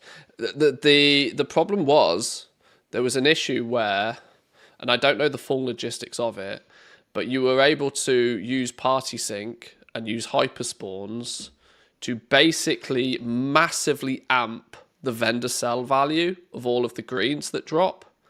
So instead of the greens being like silver or 1 or 2 gold a piece, every single green that you could get drop from a classic hyperspawn location could be ramped up to a much higher item level, which would also result in it vendoring for astronomical amounts more. People were you were able to get like 20,000-30,000 gold an hour per character just vendoring greens. Which is actually why I think Blizzard changed it. It just so coincided with it being the leveling event. So I think there's a chance that people put 2 and 2 together that, oh, this event is just turned up and now this has happened. One must be because of the other. And I don't strictly think it was. I think that it was just with this patch, that they implemented what they see as their fix for this old school raw gold, because it was being botted. This is the thing, right? It was being botted. It was happening in like areas of the world that they weren't particularly getting reported.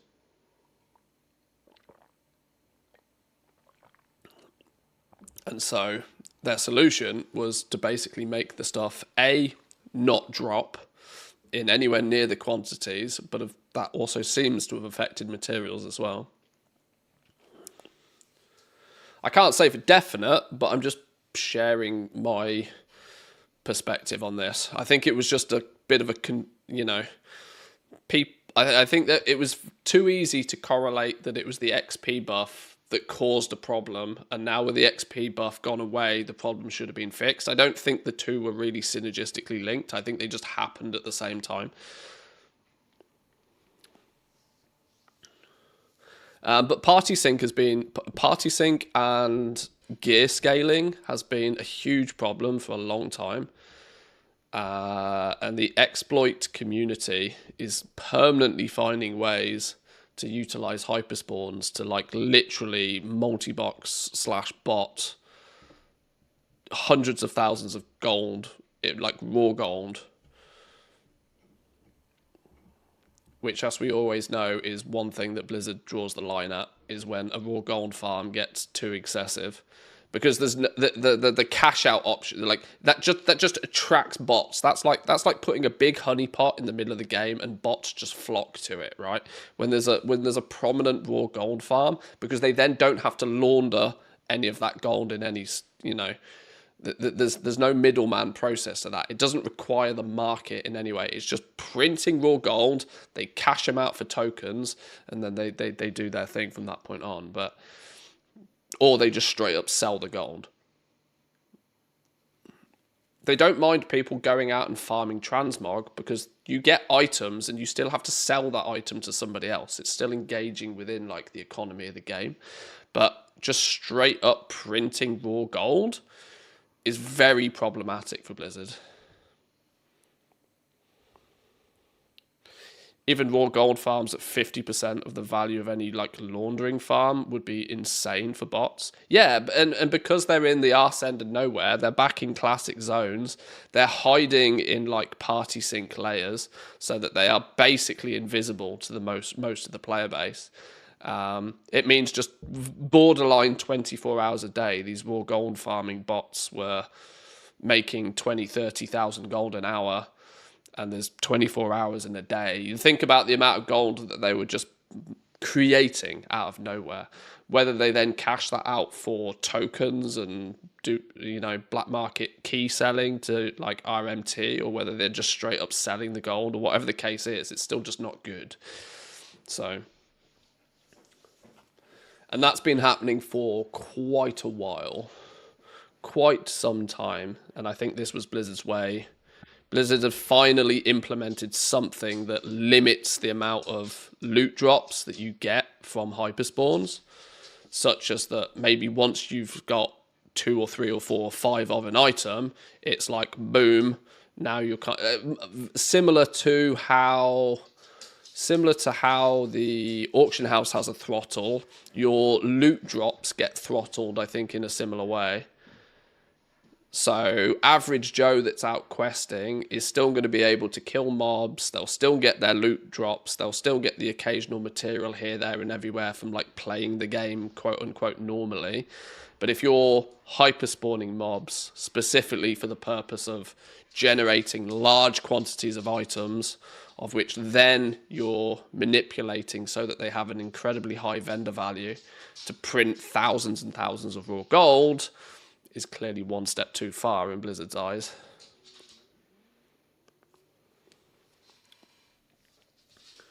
But I haven't seen Student's video on it. It would be interesting to have a little bit of a look at, because of course, while I don't really do much farming, particularly myself, it's good to understand where items come from and how readily available they are, because that has a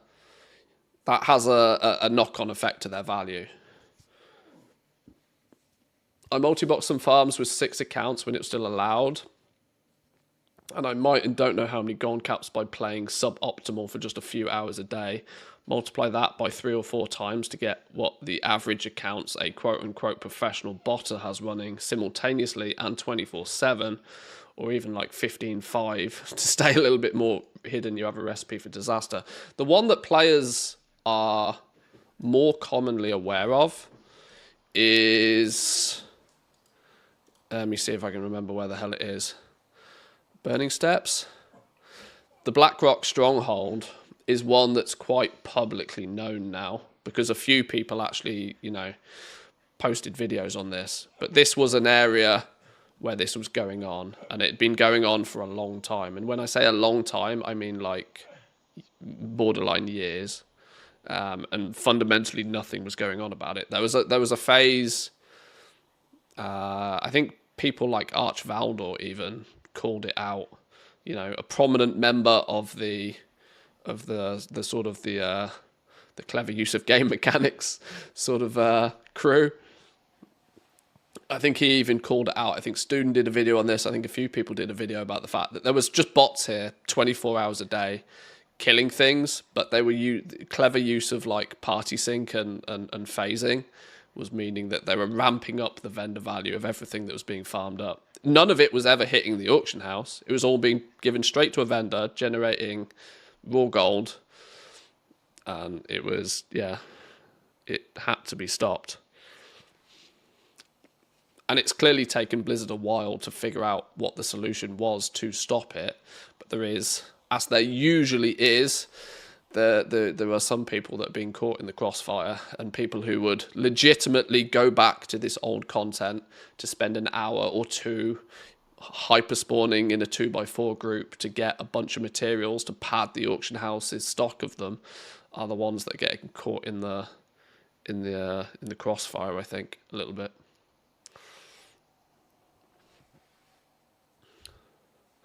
Bit the bullet, used my 50 Mechanica to buy some pets.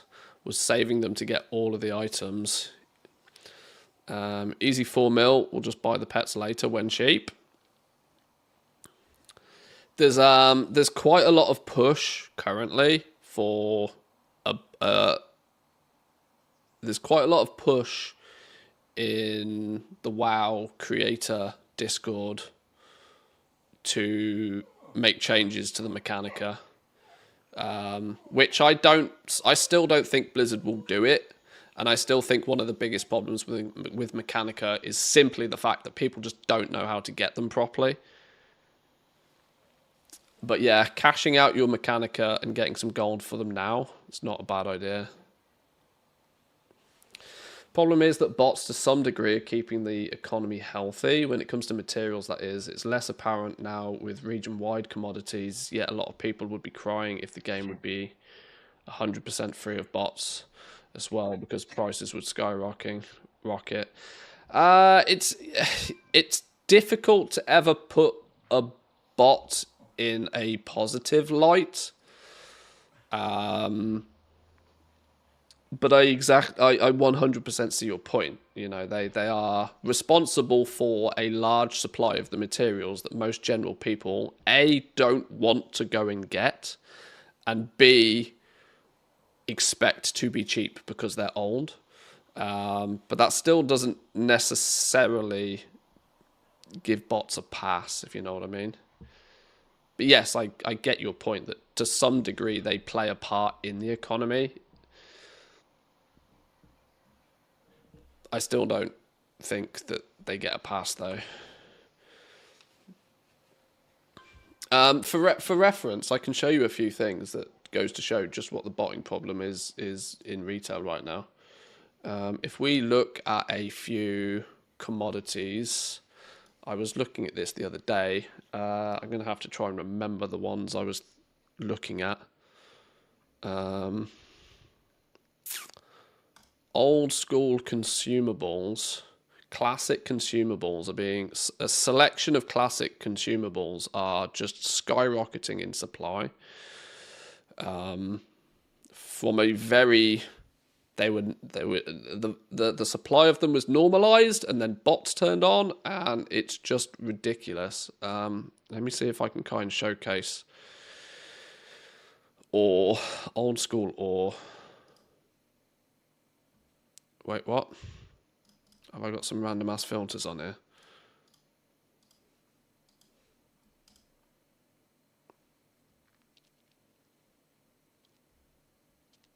Sungrass, thorium, laystone, fellslate. There we go. Woo knows. Woo's got his eyes on it. Yeah. Why the hell, for example, is there 4.5 million laystone ore right now? Try and explain to me why there's 4.5 million laystone ore right now. Where did 3.6 million laystone ore turn up from? If it's not a bot. A bot farming. And look, look, we go from July 2024.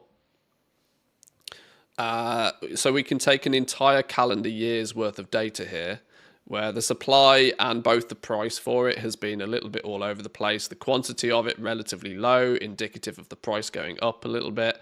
But something happened at the end of March. Something happened at the end of March where after months and months and months and months and months of never really having more than like 500,000 of it, every single day, more and more and more and more and more and more and more and more and more was created. Now, this isn't the work of, this is not the work of somebody randomly deciding that BFA ore is lucrative all of a sudden. No, this is the byproduct, and that's a word I use very deliberately. This is a byproduct. I don't know necessarily exactly what they were hunting for, but the laystone ore was a byproduct, a bonus thing to whatever it was they were doing, which has created astronomical amounts of this stuff, which has also tanked the price of it relative to recent times as well. But yeah, something happened here towards the end of March that triggered a lot of bots to switch on for old stuff. If we check some others, thorium is probably another one. Yeah, why is there 1 million thorium ore right now? And if we do the same again, we take a little bit of a look at the average. I mean, what the flipping hell happened here in terms of price? Oh, I know what happened here. I know what happened here. This was the launch of the War Within, and this was the massive increase in price on thorium was predominantly because of that big stupid mount thing. But the supply of it was still basically nothing until once again February, March time, boom! All of a sudden, huge of it turned up.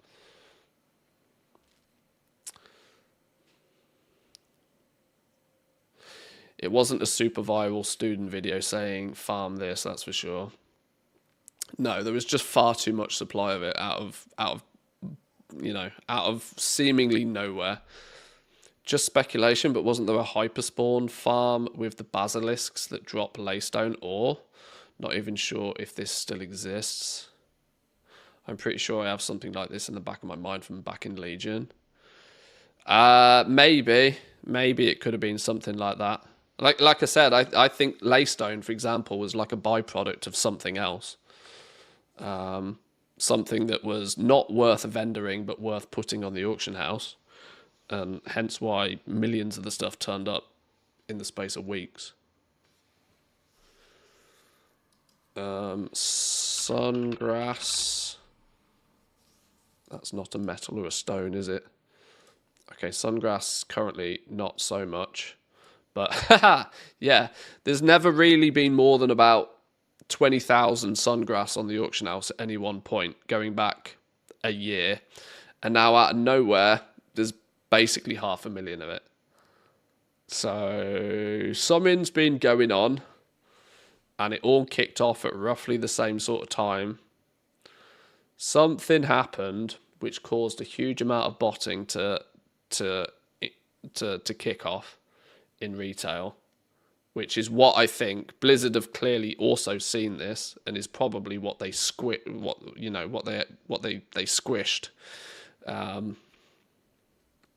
with the 11-1-5 something or something. Time to go check on Own Core and the Elite PvPers again. I think it's just a Mithril Thorin byproduct. Yeah, possibly. Yeah, like I said, the huge increase here, it's not so much that people are farming sungrass because sungrass is lucrative. It's that sungrass just happen, you know, if you're herb mining whilst botting, if you have some use for the ore but no use for the herbs, you put the herbs on the auction house. And hence, because nobody actually needs them or nobody actually wants them, they stock up and this happens. But yeah, I don't know exactly what was going on or the reasons why, but I think Blizzard had also seen this and did something, and their doing of something was maybe a knee-jerk reaction to like throttle the amount of materials and loot drops that people can get from lower level content.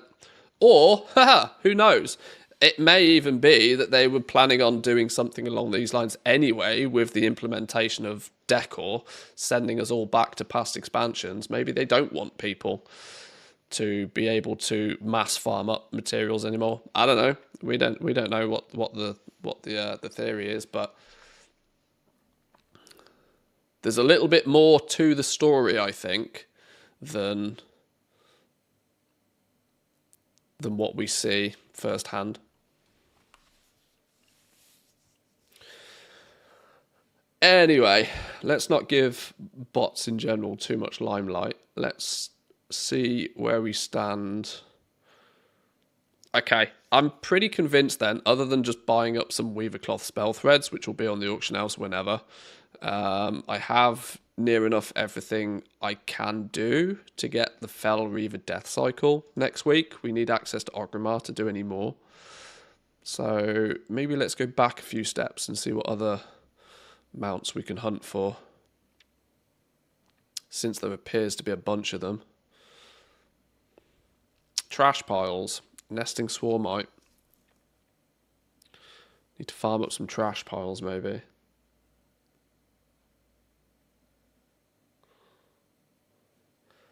Almost forgot player housing coming. Does it confirm need old world materials? Yeah, it does, yeah.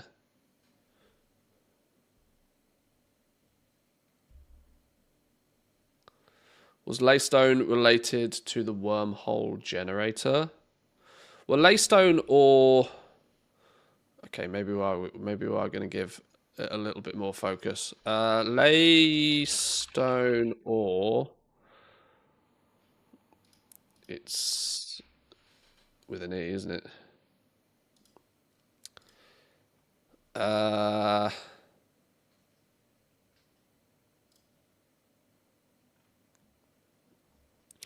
Laystone ore itself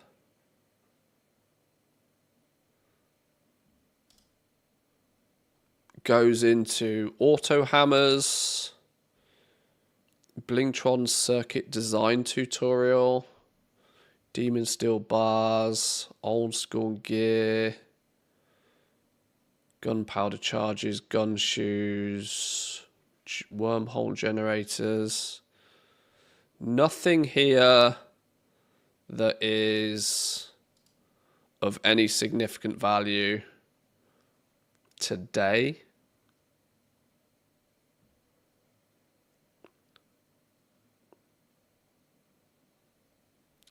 Which once again makes me think that its existence is just a byproduct of bots farming, and I mean obviously auto hammers have some value, but not to that degree. They spike in demand for patches, but they don't rock the boat that aggressively. It's probably that they weren't necessarily looking for Laystone, but Laystone was just on the path.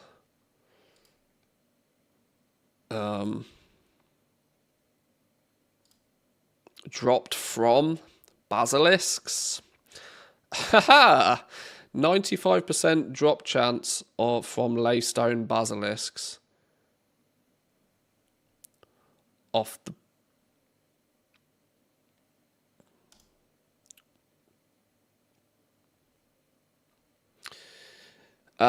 Yeah, I also vaguely remember there was a hyperspawn for these basilisk dudes somewhere at some point.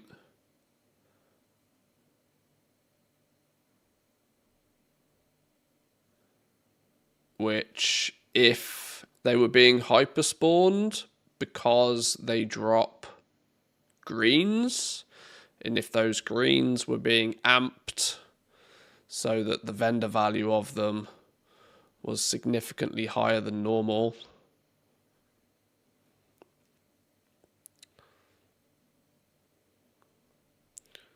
then it was in essence a raw gold farm for greens, which just had the byproduct of laystone ore.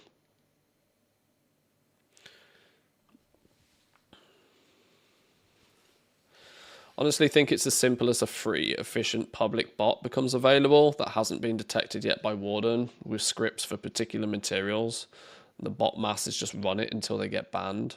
Quite probably. I mean, yeah, like, you can't give too much credit. You can overthink this, and I probably am. But Laystone, for reference, was probably a byproduct of these basilisks being hyperspawn killed, is a strong suspicion of mine.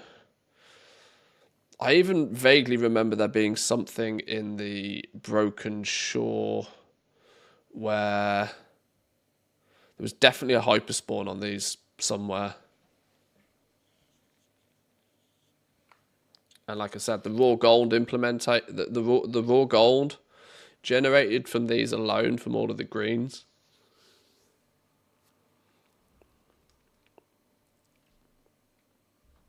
but yeah, either way, that's what I think Blizzard has clamped down on, and is probably what I feel is the reason why material farming and transmog farming back in past expansions is a little bit ropes at the moment. A little bit all over the place. Pretty disappointing how slow Blizzard is to act on it, though, in terms of the volumes that we see. Yeah, the fact that it's been going for a while, but either way. Right, we're going to kill some trash piles. We need to get this nesting swarm out. Do we need to be doing this with masks or anything? Or can we just do 0 mask runs, hit each zone, farm some mementos, hit some trash at the same time? Wombo combo trash with mailboxes.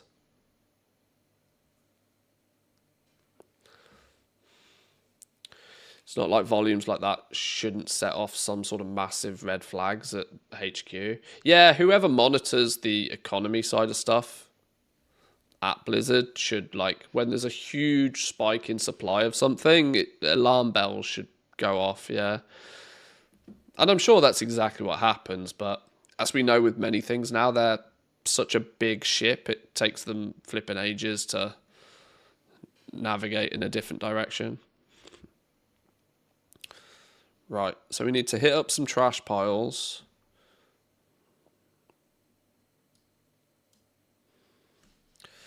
The trash piles and the mail muncher, can they be both done 0 mask? So we can zerg.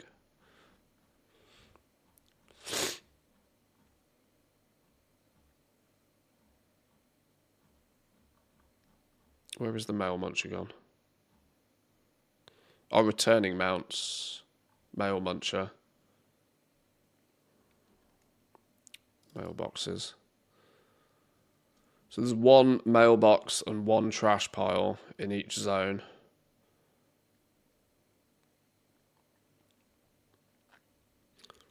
So you get 5 chances per run, but it doesn't look like it requires a mask to do it. So 0 mask runs, hitting all zones, hitting mailboxes and trash piles, farm some mementos, chance at 2 mounts. That's probably the long tail. That's probably the memento farm one. What's this?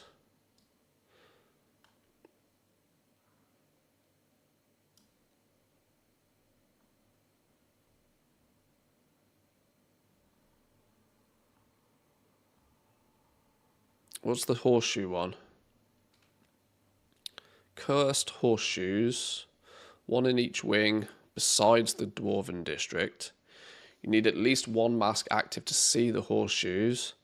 Obtaining a horseshoe will give you a stacking buff. Once you have 4 stacks, interact with the anvil at the blacksmithing hub, spawning a Void Forged Stallion, which drops the mount. Oh, okay. Well, that's an easy one-hit blast it out. Okay, well, let's do that one then. That requires at least a mask on the go.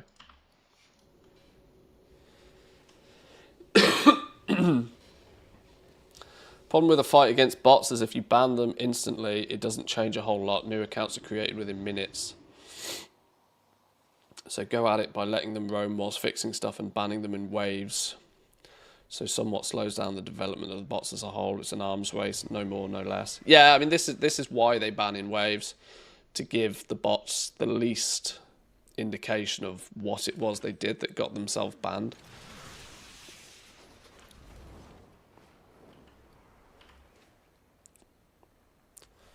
So it does, in essence, mean they are somewhat deliberately slow to act. But that doesn't mean they can't put the hot... I mean, same scenario, really. If they hotfix something too quickly, it also then instantly tells the bots that, oh, we know what you're doing, right? Even if you're not banned yet, we've seen what you're doing. So, I don't know.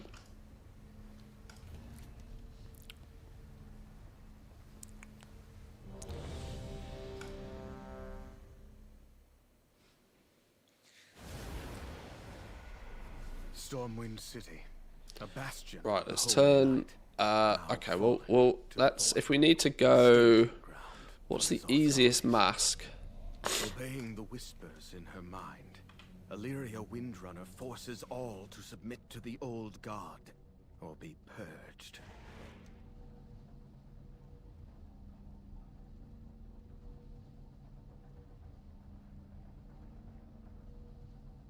That's probably the easiest one, because it just spawns one random mob very infrequently.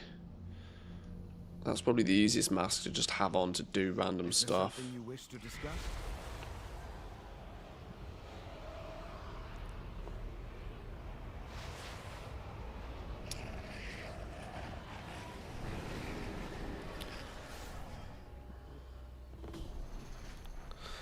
This in a scene, it's a goddamn arms race.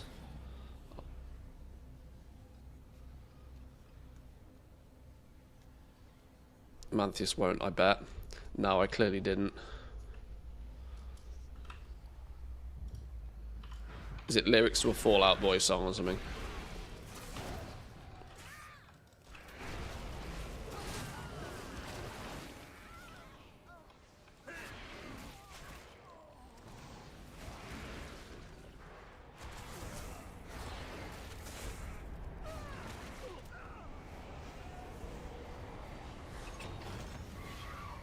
Right, green is bad. Where are the horseshoes?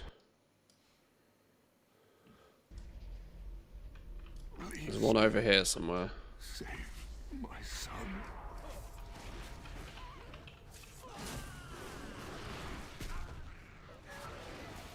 One here. Yoink. Boom. Let's go trade district. I'm not even going to bother doing the actual events in each zone. We're just going to go get the horseshoes. I will never forsake the light. Foolish paladin. The light has abandoned you. Embrace the void. There's one round here in a bush somewhere. I've actually seen it before.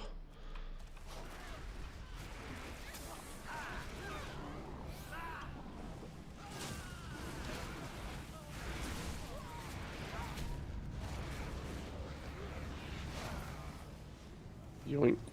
Horseshoe number 2.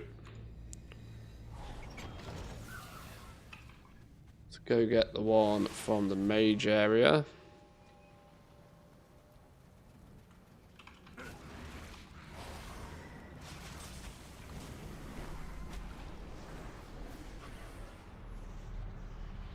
Open the portals. Usher in a new era of the What was the potion you used to make everything lighter? Stinky Bright potion. Makes everything look beautiful.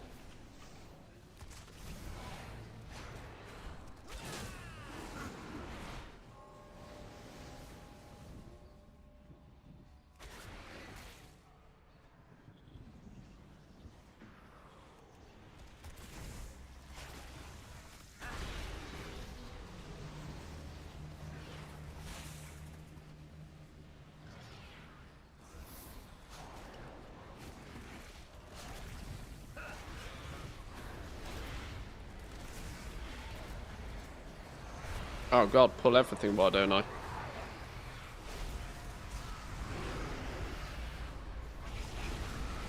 Ow! Get off my sanity.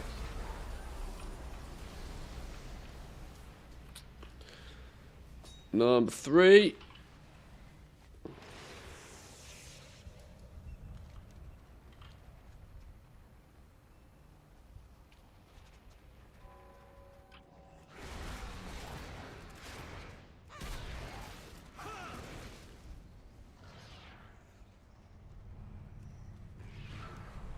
Now to Old Town.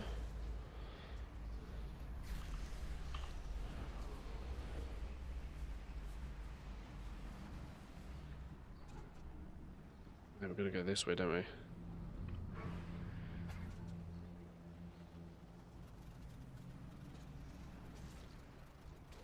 Oh shit, hang on. We should probably kill that.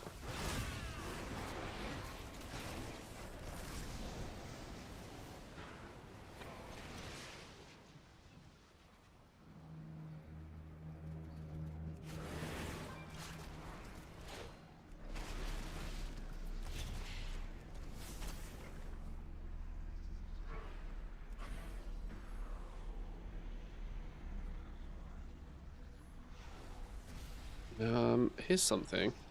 There's a bunch of apples back here. Apparently if you click an apple 100 times, there's a chance of getting a toy out of the end box thing.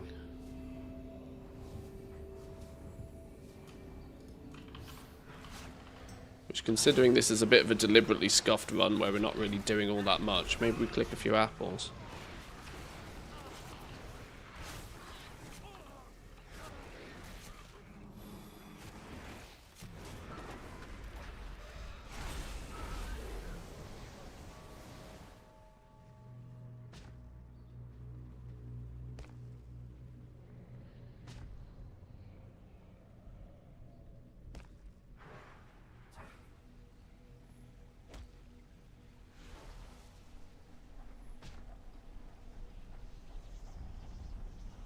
Oh, it turned into a spider.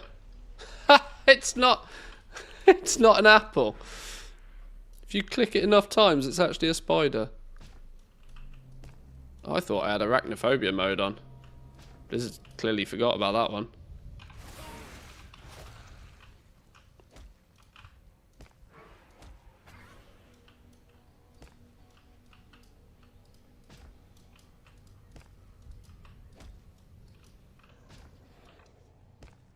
There's no way of tracking how many times you click the apple, but...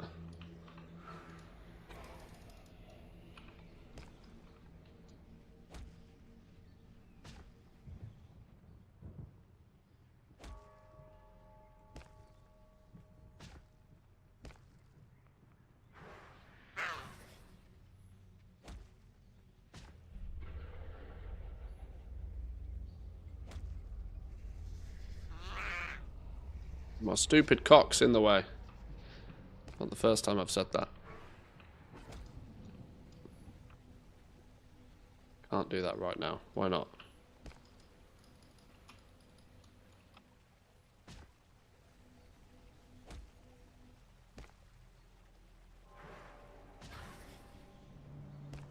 Right, apparently 100 times you get 1% chance in theory. This is what I read. 1% chance for every time you kick an apple. How many times do you reckon we've clicked it so far?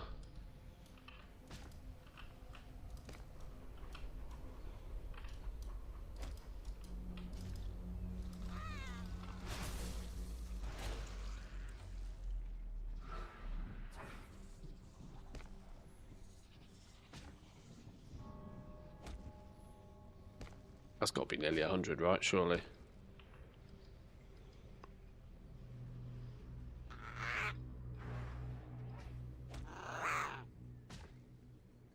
There's probably some hidden internal buff for this, I would guess. Probably a script you can run to track it, but or a weak aura. Right, that's a bunch of apples kicked. We've wasted about 5 minutes of sanity kicking this apple, so that at the very least has got to be at least a 50% chance, hasn't it? Right.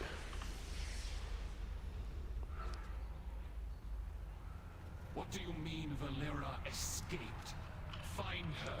I want Where's the horseshoe in here? At the back somewhere. Shaw's lieutenants hold the keys to SI-7 headquarters. They're hunting down anyone who opposes N'Zoth. We kill them, take the keys, and then Valera! You can't hide from me! Oh, that's not standing blade flourish, that hurts.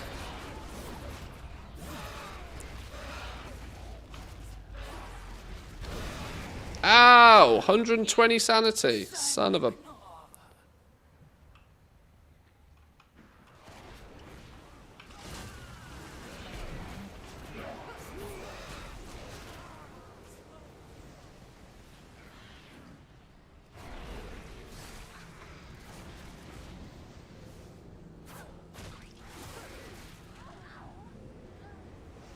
Right, there we go. There's our 4th horseshoe.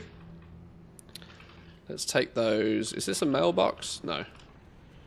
Let's take those over to the Dwarven District.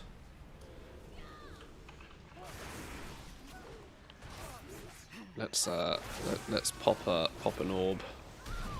We don't need all of this bonus attention on us.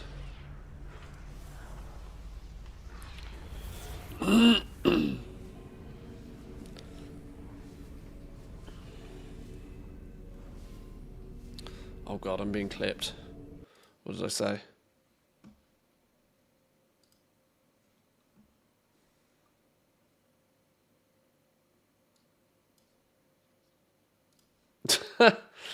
Yeah.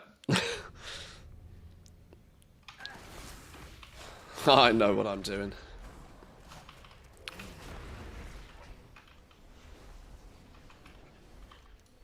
Can we get in this way? I don't think we can we? No, you have to go all the way around. Oh, there's more apples here, look. More bonus apples.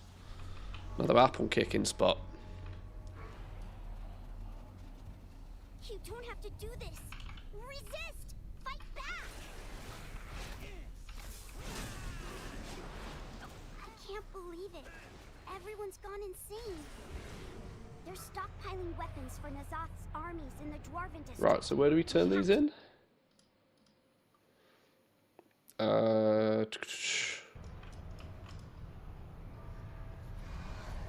Interact with an anvil at the blacksmithing hub.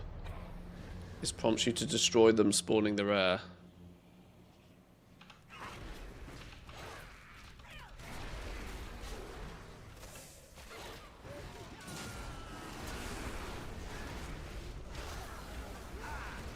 Make sure we don't accidentally die. That would be real dumb, wouldn't it?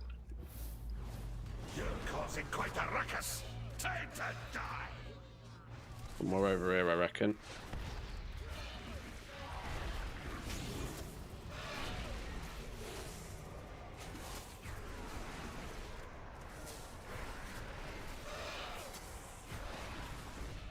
Stop doing all your hops. This is not all you've got.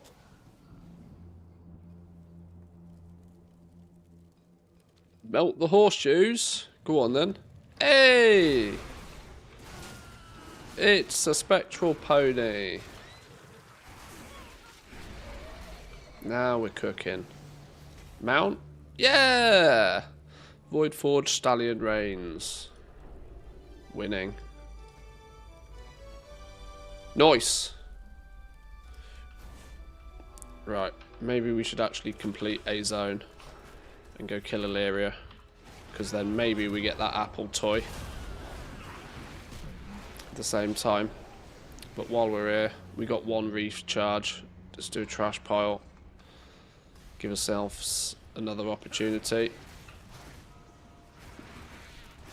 Male muncher.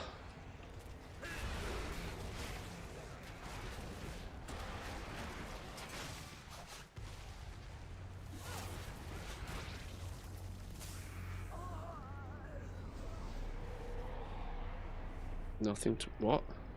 You're in combat with who? Myself.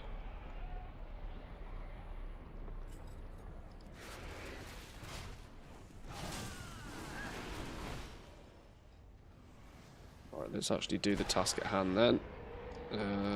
Bunch of... One of you. One of you. Oh, I'm going to need to backtrack, aren't I? Because I missed one or two at the beginning. One here and one at the entrance. Should have picked those up on the way in.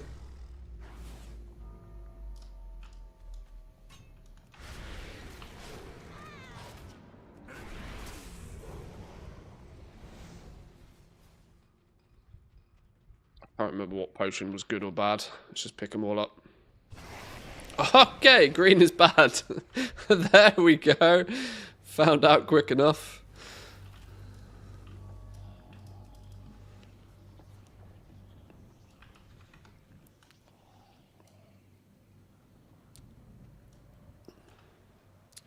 All helps towards the tribute goals. We've done that one. There's one over here.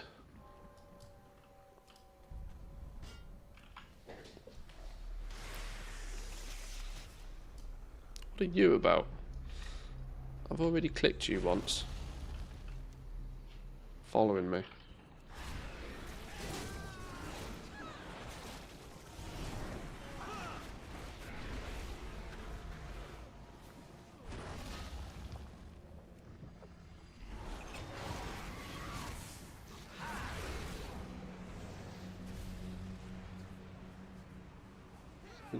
Any more? There's one more, I think, somewhere. Oh, it's here, isn't it? That's all of them. Detonate the explosives and let's get out of here. Let's drop one of these quickly. Let's not risk losing it just on stupidity terms.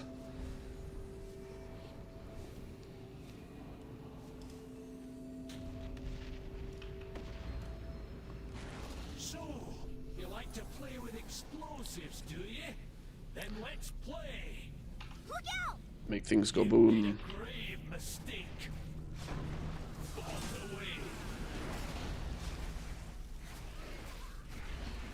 Make sure he stays looking away so we don't get hit by his flame breath and then nuked.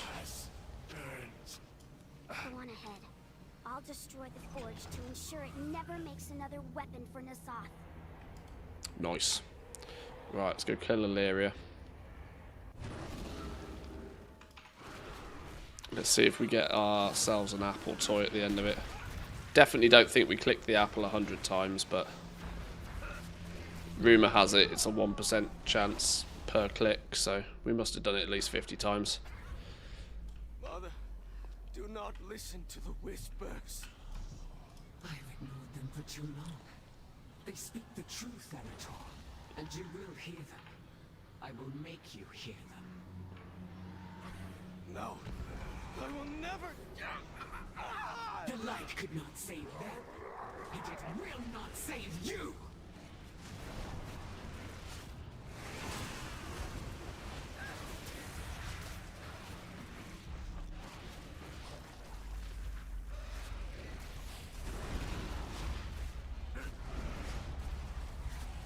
Be gone from my sight!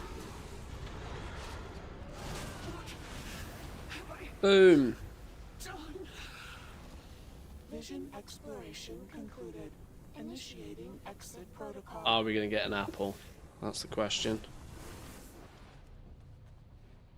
N'Zoth clearly exults in the notion 180. of a stormwind. Apple toy?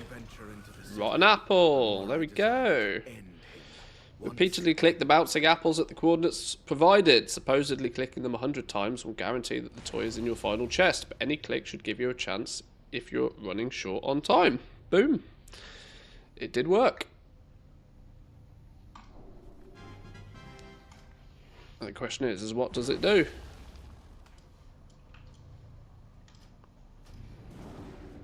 Mount and a toy, 1 run. We take those.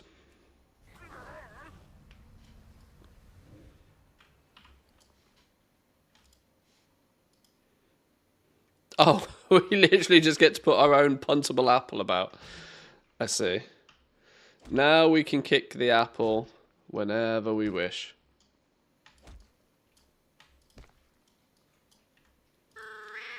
Oh. Oh, it's a spider again.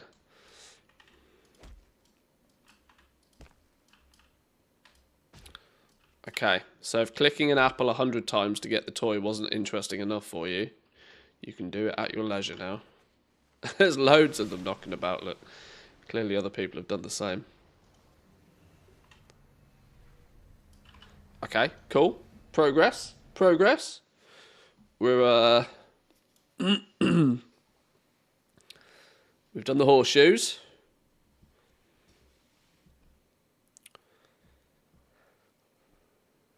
Void-scarred Griffin. This mount is looted after completing a mini-puzzle in Stormwind in the Trade District. On the way to the flight path behind Darkspeak, you will the corpses of a few griffins, a claw-marked bowl next to a ramp, and 2 ripped-up notes. 1 on top of the ramp following the Inquisitor, 1 on the ground to the right of the pack before the Inquisitor. You need at least 2 masks active to see the bowl and the notes. The first rip note on the top right mentions the griffin is a picky eater and only wants to eat 1 type of food.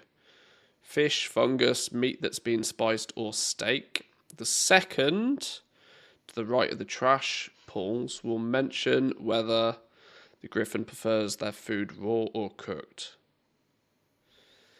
You need to put the food in the bowl depending on the specifications from both notes.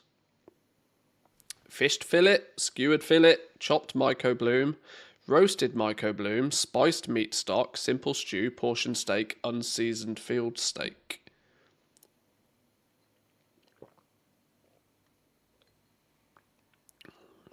Once you have the correct food, interact with the claw-marked bowl to add it to the bowl. Then interact again to rattle the bowl. Once this is done, the rare will spawn, which drops the mount. Make sure you double check before rattling the bowl.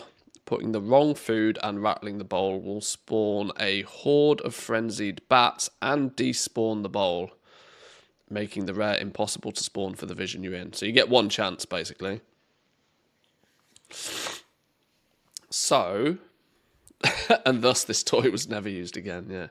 So, we need to buy 1 of each of these. Take it into a vision.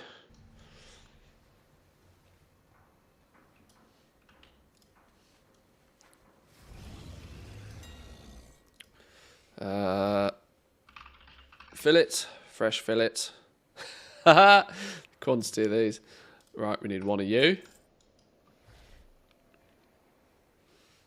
We need a skewered fillet. 1 of you.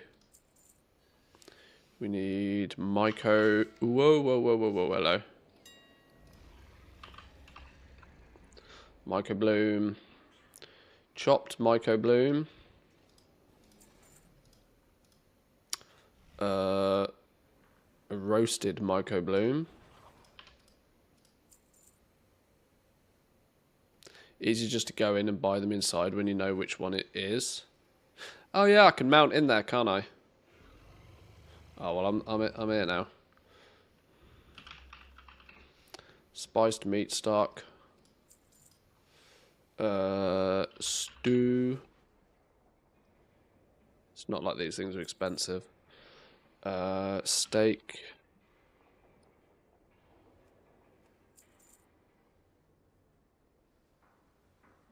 Unseasoned. What was that, like 100 gold? Not like I'm that bothered. We need at least two masks active for this one, though. Since we're not going to be doing any extracurricular activities, Let's put the multitudes on. To the void, a staging ground for N'Zoth's armies. Gives us a few more things to kill. Whispers in her mind. Illyria Windrunner forces all. A few more mementos.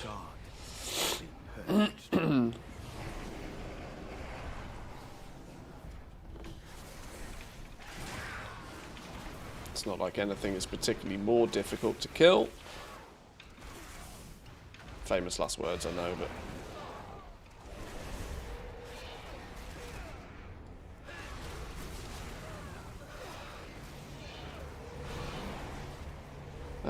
green potions are bad. Please, save my son. Maybe we get you out of the way nice and fast, because we will still try and kill Illyria at the end of it, even if we're not going to run the whole thing.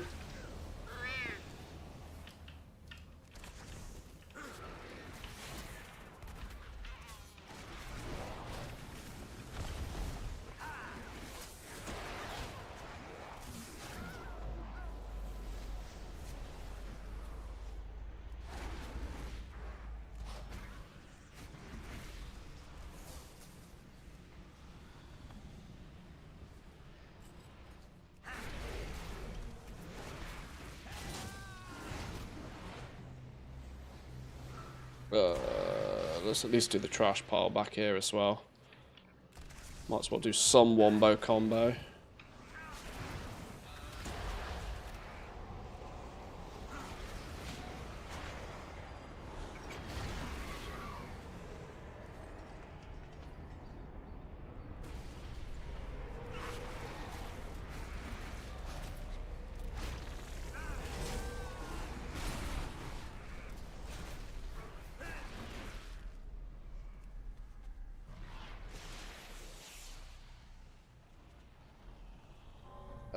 It was the trade district, right? It was down here somewhere. By the flight path, I think.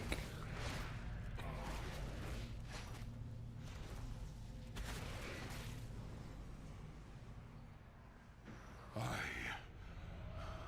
will never forsake the light. Foolish paladin. The light has abandoned you. Embrace the void.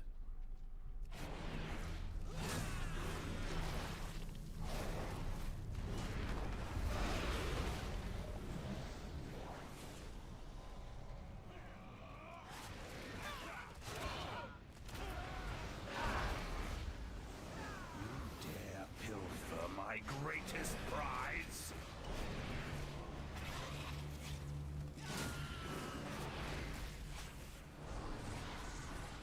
Convert. I don't know what convert does. Oh well, doesn't matter. Right. Right. First rip note on top of the ramp will mention if the griffin is a picky eater and only wants to eat one type of food.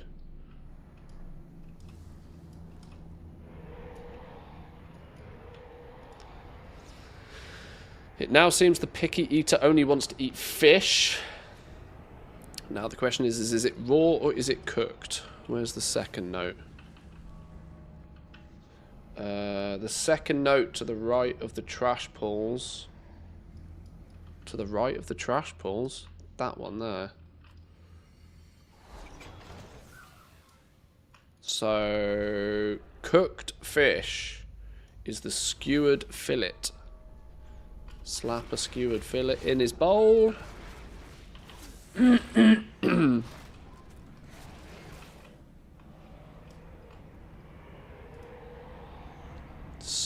What did I say? Skewered fillet? Skewered fillet.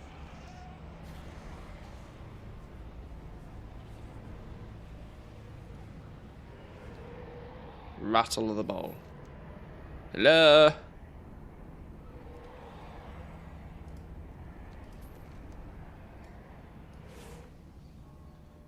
Did we do it right? Maybe not. Hey! There he is! Boom! Okay, ATT seemed to indicate that you need to do this on 3 masks, but it's worked okay on 2. Clearly, some subtle changes from the PTR. Nice! 2 masks. Reigns of the Void-Scarred Griffin. Beautiful.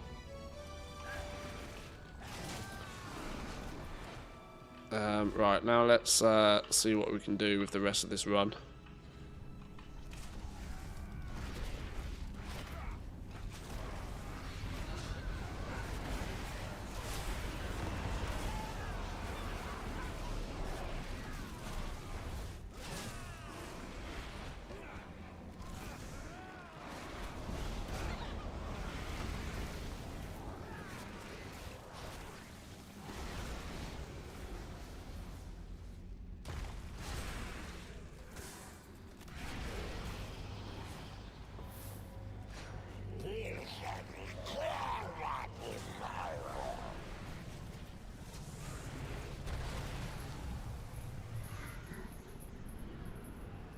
Silence in me. There we go. Now we've got to do all of the cages. Yeah, 2 masks are needed for that one.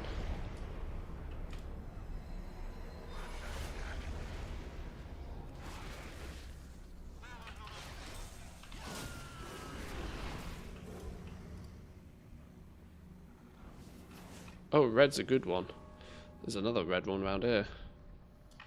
Yoink.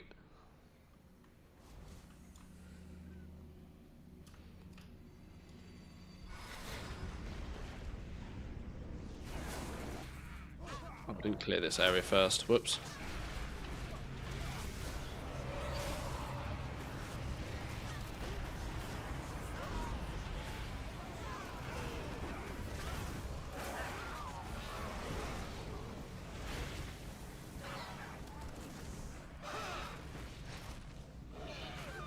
Don't be dying now.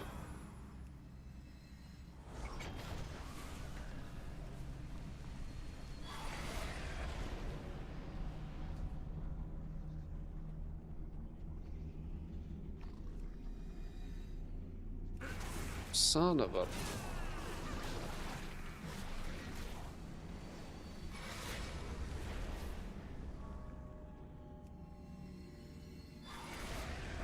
Six. Oh, I didn't do the trash pile on this one. I should have done the trash pile, shouldn't I? I forgot.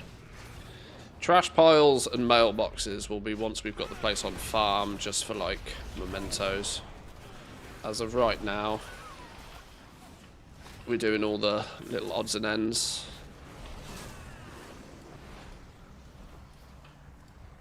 Can't remember which one was bad. Please don't be purple. It wasn't that one.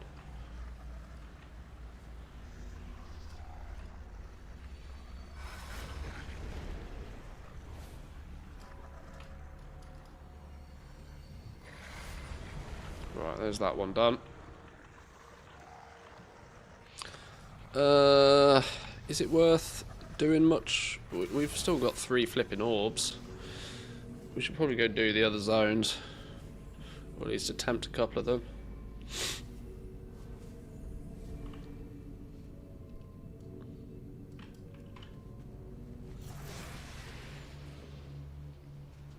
Oh, addressed here. You've got the clip thing.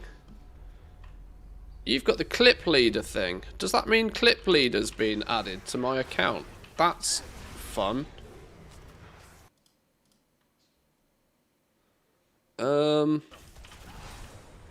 Clip leaderboard. Adrestia is the new top clip leader with 6 views.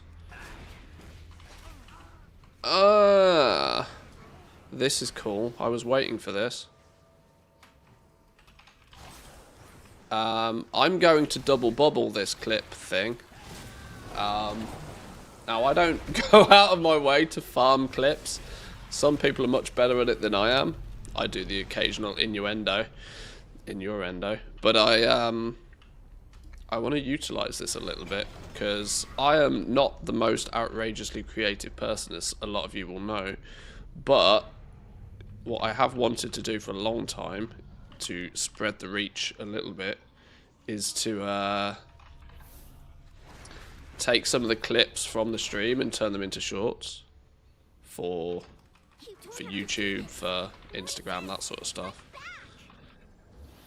I've also wanted to integrate the clips into Discord, and I've wanted something to be able to track the success of certain clips and to be able to like reward those who get the most viewed clips.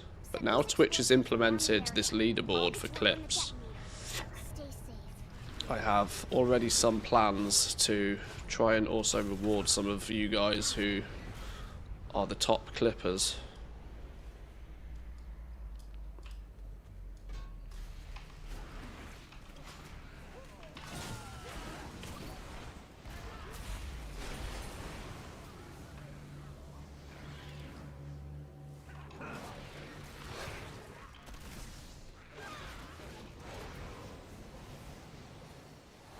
Outsourcing? Well, what you often tend to find is that people who find themselves excessively funny often end up being quite cringe. Now, I don't think I'm not humorous, but I also don't think I'm particularly funny.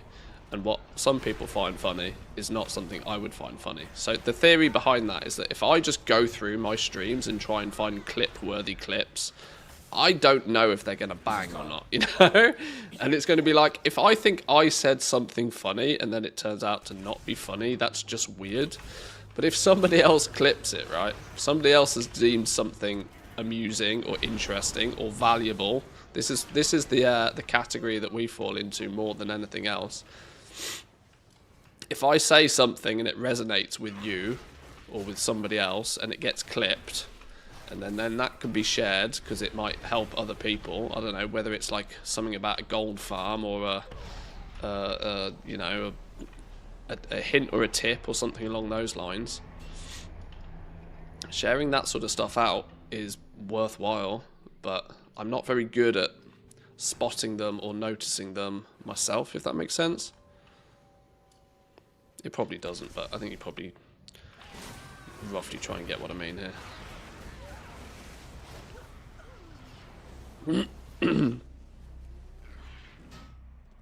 6 views, don't spend the ad revenue all at once. Oh, it's certainly not for the purpose of like getting lots of bonus views or in turn ad revenue.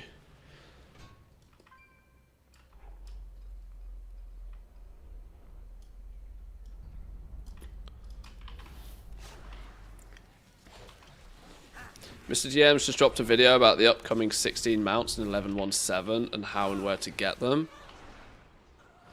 There's 16 more mounts coming in the next patch. How many mounts is that going to be they've added in just Season 2? Holy! With all of the mounts that we get from this, plus the couple from the Nightfall event, plus whatever coming in, Jesus, 11.1 is going to have like 50 plus mounts in total. It's going to feel an outrageous amount.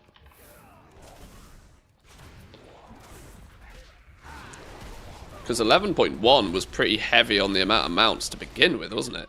With all of the, with the Undermine and all of the different colour variations and stuff. It's pretty wild, the amount that are being thrown our way right now. Can these things stop spawning quite so frequently? Please and thank you. Let's not risk it for a biscuit. Let's just pop an orb. Still got 25%, but...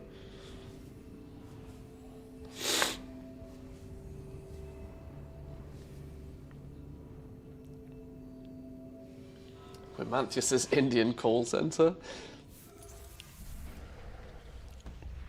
Well, now that Twitch is actually implementing like a clip leaderboard thing theirself, because that was the reason I wanted to integrate clips into the Discord somehow, so that I could keep track of who clipped what and, you know, what ended up being the clip of the month or the clip of the week or whatever.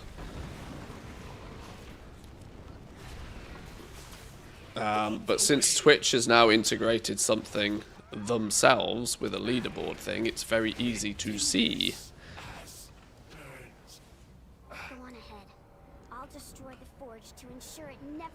another weapon. Do we do another zone? Do we try and do one of the big boy zones? Old Town is annoying because it gives the flipping eyeball things. I don't like the eyeball things, and the Mage Court is miles away. Maybe I don't bother. Maybe we just do the 2 zones. On this run. We'll just do the 2 zones on this one. Our goal on this anyway was to get the Griffin, and we got it, so I'd rather bank a successful run than risk going and doing another zone and ballsing it up. The light could not save them, and it will not save you. Because I need to remember on 2 masks, Illyria takes me a little bit more to kill.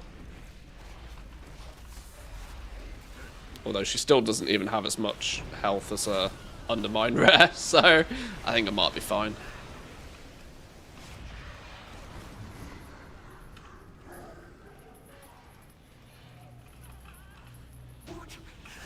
Yeah, that wasn't too difficult, was it? 641 just from the vision itself.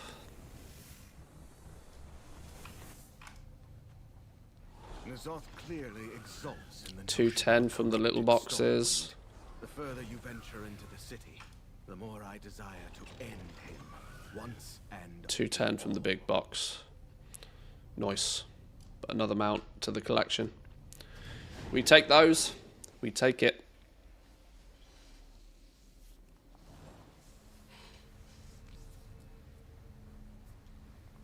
What does that put us on?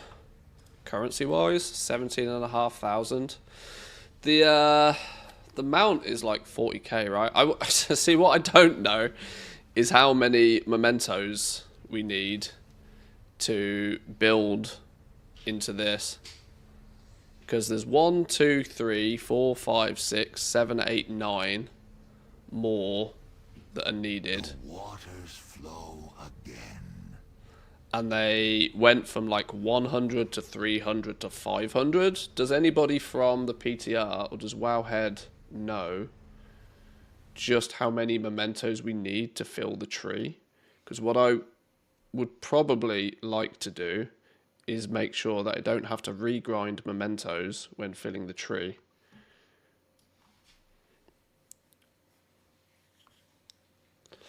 Pretty short on time this week. If I'm going for maximum efficiency, what tasks do you recommend I do in the horrific visions this week? I would recommend getting the 5 masks that are available. So that next week when Orgrimmar launches, we can get the other 3. And then you have all 8 masks, which you will inevitably need anyway. But it means that next week it gives you the easiest choice of 5 of those 8 to do a 5 mask run, which is a key to unlock stuff, really. 5 mask run is quite important. There's achievements and stuff that are attached to it as well. So yeah, get your 5 masks this week, but if you do that, you can just kind of chill from that point on. Like, unless you care about the cosmetics and the pets and the mounts and stuff, but that can always be done whenever. I would focus on just getting those 5 masks this week. I was able to do that yesterday, so I can't really think of anything specifically extracurricular that should be done that's super important. It's all kind of linked to if you want to get all the achievements and do the ATT, all the things stuff. But getting the 5 masks this week will give you access to all of the masks by the time we do Orgrimmar next week, which I think is the most important, because then that will mean of the 8 masks, you can pick the easiest 5 of them to do like 5 mask runs, which will probably end up being the sweet spot for farming mementos if you then do want to get all of the pets and the mounts and the rewards and stuff. And to easily, like I said, I'm trying to find out just how many mementos we need to fill this tree out eventually, and like bank those mementos. Don't go spending them on rewards now, because I don't want to have to refarm. I don't want, next week to realise that I need 12,000 mementos to unlock the next level of the tree, and then to have to refarm them just to fill the tree again, you know, when I spent them on a stupid pet the week before that's not going anywhere. Is there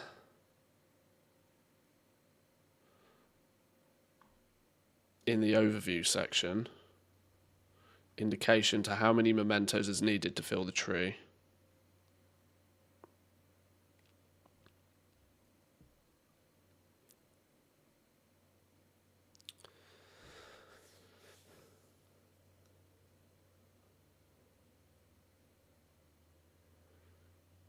Here you will use your displaced corrupted mementos. Is there any notes in here as to how many you need to fill the tree?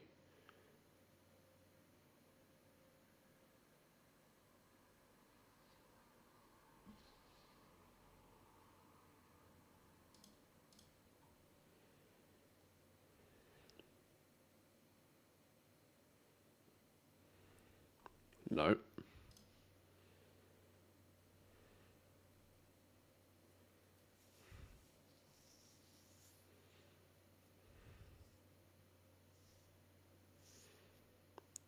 One, two, three, four, five. Oh, yeah.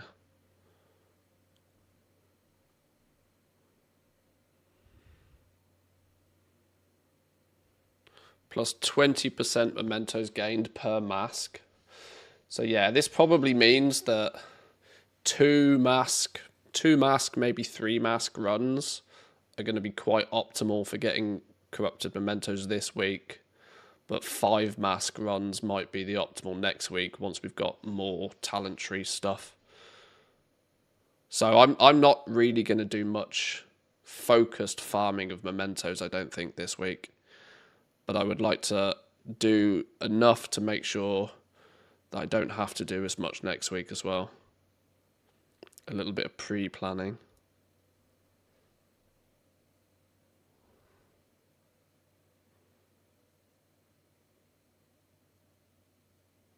Although you will not obtain every mask in this order, once you have access to all 8 masks, this is the recommended order we have for players looking to progress through the mask system. This is just a recommendation, and you can progress through horrific visions using whichever masks you desire. Burned Bridge adds void zones to every step you take. With each void zone, it drains sanity. This mechanic will always drain 30 sanity no matter which difficulty you have. So this is a good starting mask, as this will help you get used to planning your route. Other than that one, I think, comes from Orgrimmar that we don't have access to yet. Dark Imagination spawns a normal ad if your sanity is below 50%. With full Hourglass and Tribute updates, you should not be spawning this ad unless you incorrectly manage your sanity. So it is mostly a non-issue. Well, we don't have Tribute updates full yet, and we definitely don't have a full Hourglass. This was clearly designed and wrote from the PTR perspective when you could have access to all of it day one. Clearly they weren't expecting us to not have it all on day one. So yeah, this is just kind of Hourglass. Here we go. Focused on giving you upgrades to upgrade them more easily. The tree is an abridged version of the old Titanic research system. Oh, here we go. This is exactly what I'm looking for. Upgrading this tree requires a new item called Echo Nazoth. Week 1, you get 20, 100, 300, and 500, which is where we've been capped this week. Next week, we need 700, 800, 900, and 1,000. So what's that? 2,700, 3,400. 3,400 mementos I want to put aside, make sure I don't waste or spend, so that as of next week we can instantly unlock 4 new abilities, or what might end up being 3 abilities, who knows. And then the week after we need 1, 2, 3, 4, 5, 6,500. So with 10,000 mementos put aside, don't spend 10,000 mementos, and it means both next week and the week after, you'll just instantly upgrade your tree to the full.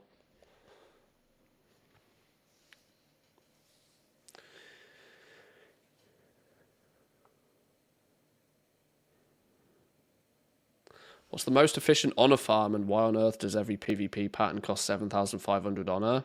I love that you're here. Welcome. But I am absolutely the worst person you could have asked that for, because I do not do any PvP. Chat might have some ideas, but honor farming, not a clue, my friend, unfortunately. I can count the amount of times I've stepped in a battleground on one hand. Not my jam.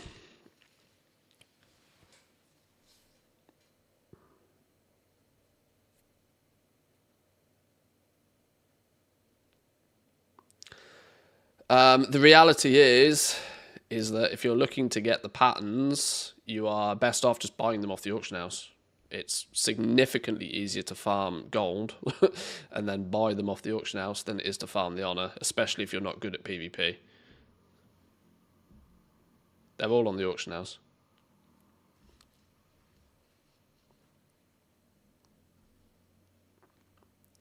Let those people who are good at PvP farm the honor and then sell them. Everybody else just buys them off the auction house.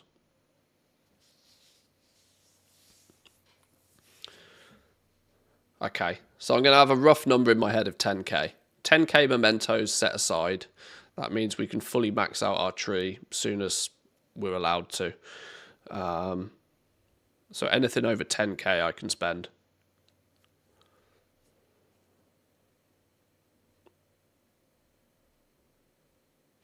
Tributes are a new way to gain passive upgrades in the revisited visions. Tributes are shown in the preparation room in each vision and are automatically unlocked as you reach certain thresholds over horrific vision runs. These thresholds require things you passively do in vision runs, such as killing enemies and collecting potions. Below we have a list of the tributes, how to earn each one, and the rewards at each rank. So there is 3 ranks, look. Empowered by killing N'Zoth's minions, 1%, 2%, 3% movement speed buffs. In horrific visions, defeating an elite enemy restores 50, 100, and then 150 sanity. So that becomes quite powerful for a sanity gain. In visions, while above 50% sanity, your damage done is increased by 4%, and whilst below 50% sanity, your damage taken is reduced. Ah, so this is where the desire to keep your sanity above 50% comes from. I hadn't paid attention to that. Yeah, so if you keep your sanity above 50%, your damage output is increased by 12%. That's going to be really important, I think, if you're pushing higher mask numbers. If you're trying to push 5 masks this week, that's going to be really crucial.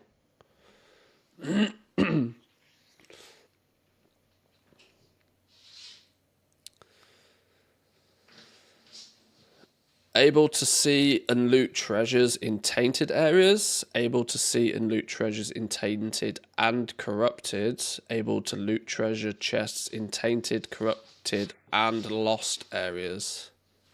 Okay.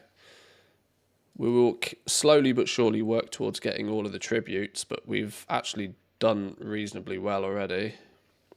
What does Wowhead say about Ziwadormi, other than at the moment everybody's turning it off because it's actually a nerf?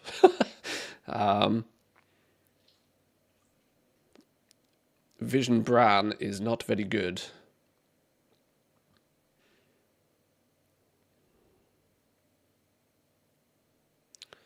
Access an extra party member in Vision, so mobs are scaled as if an extra player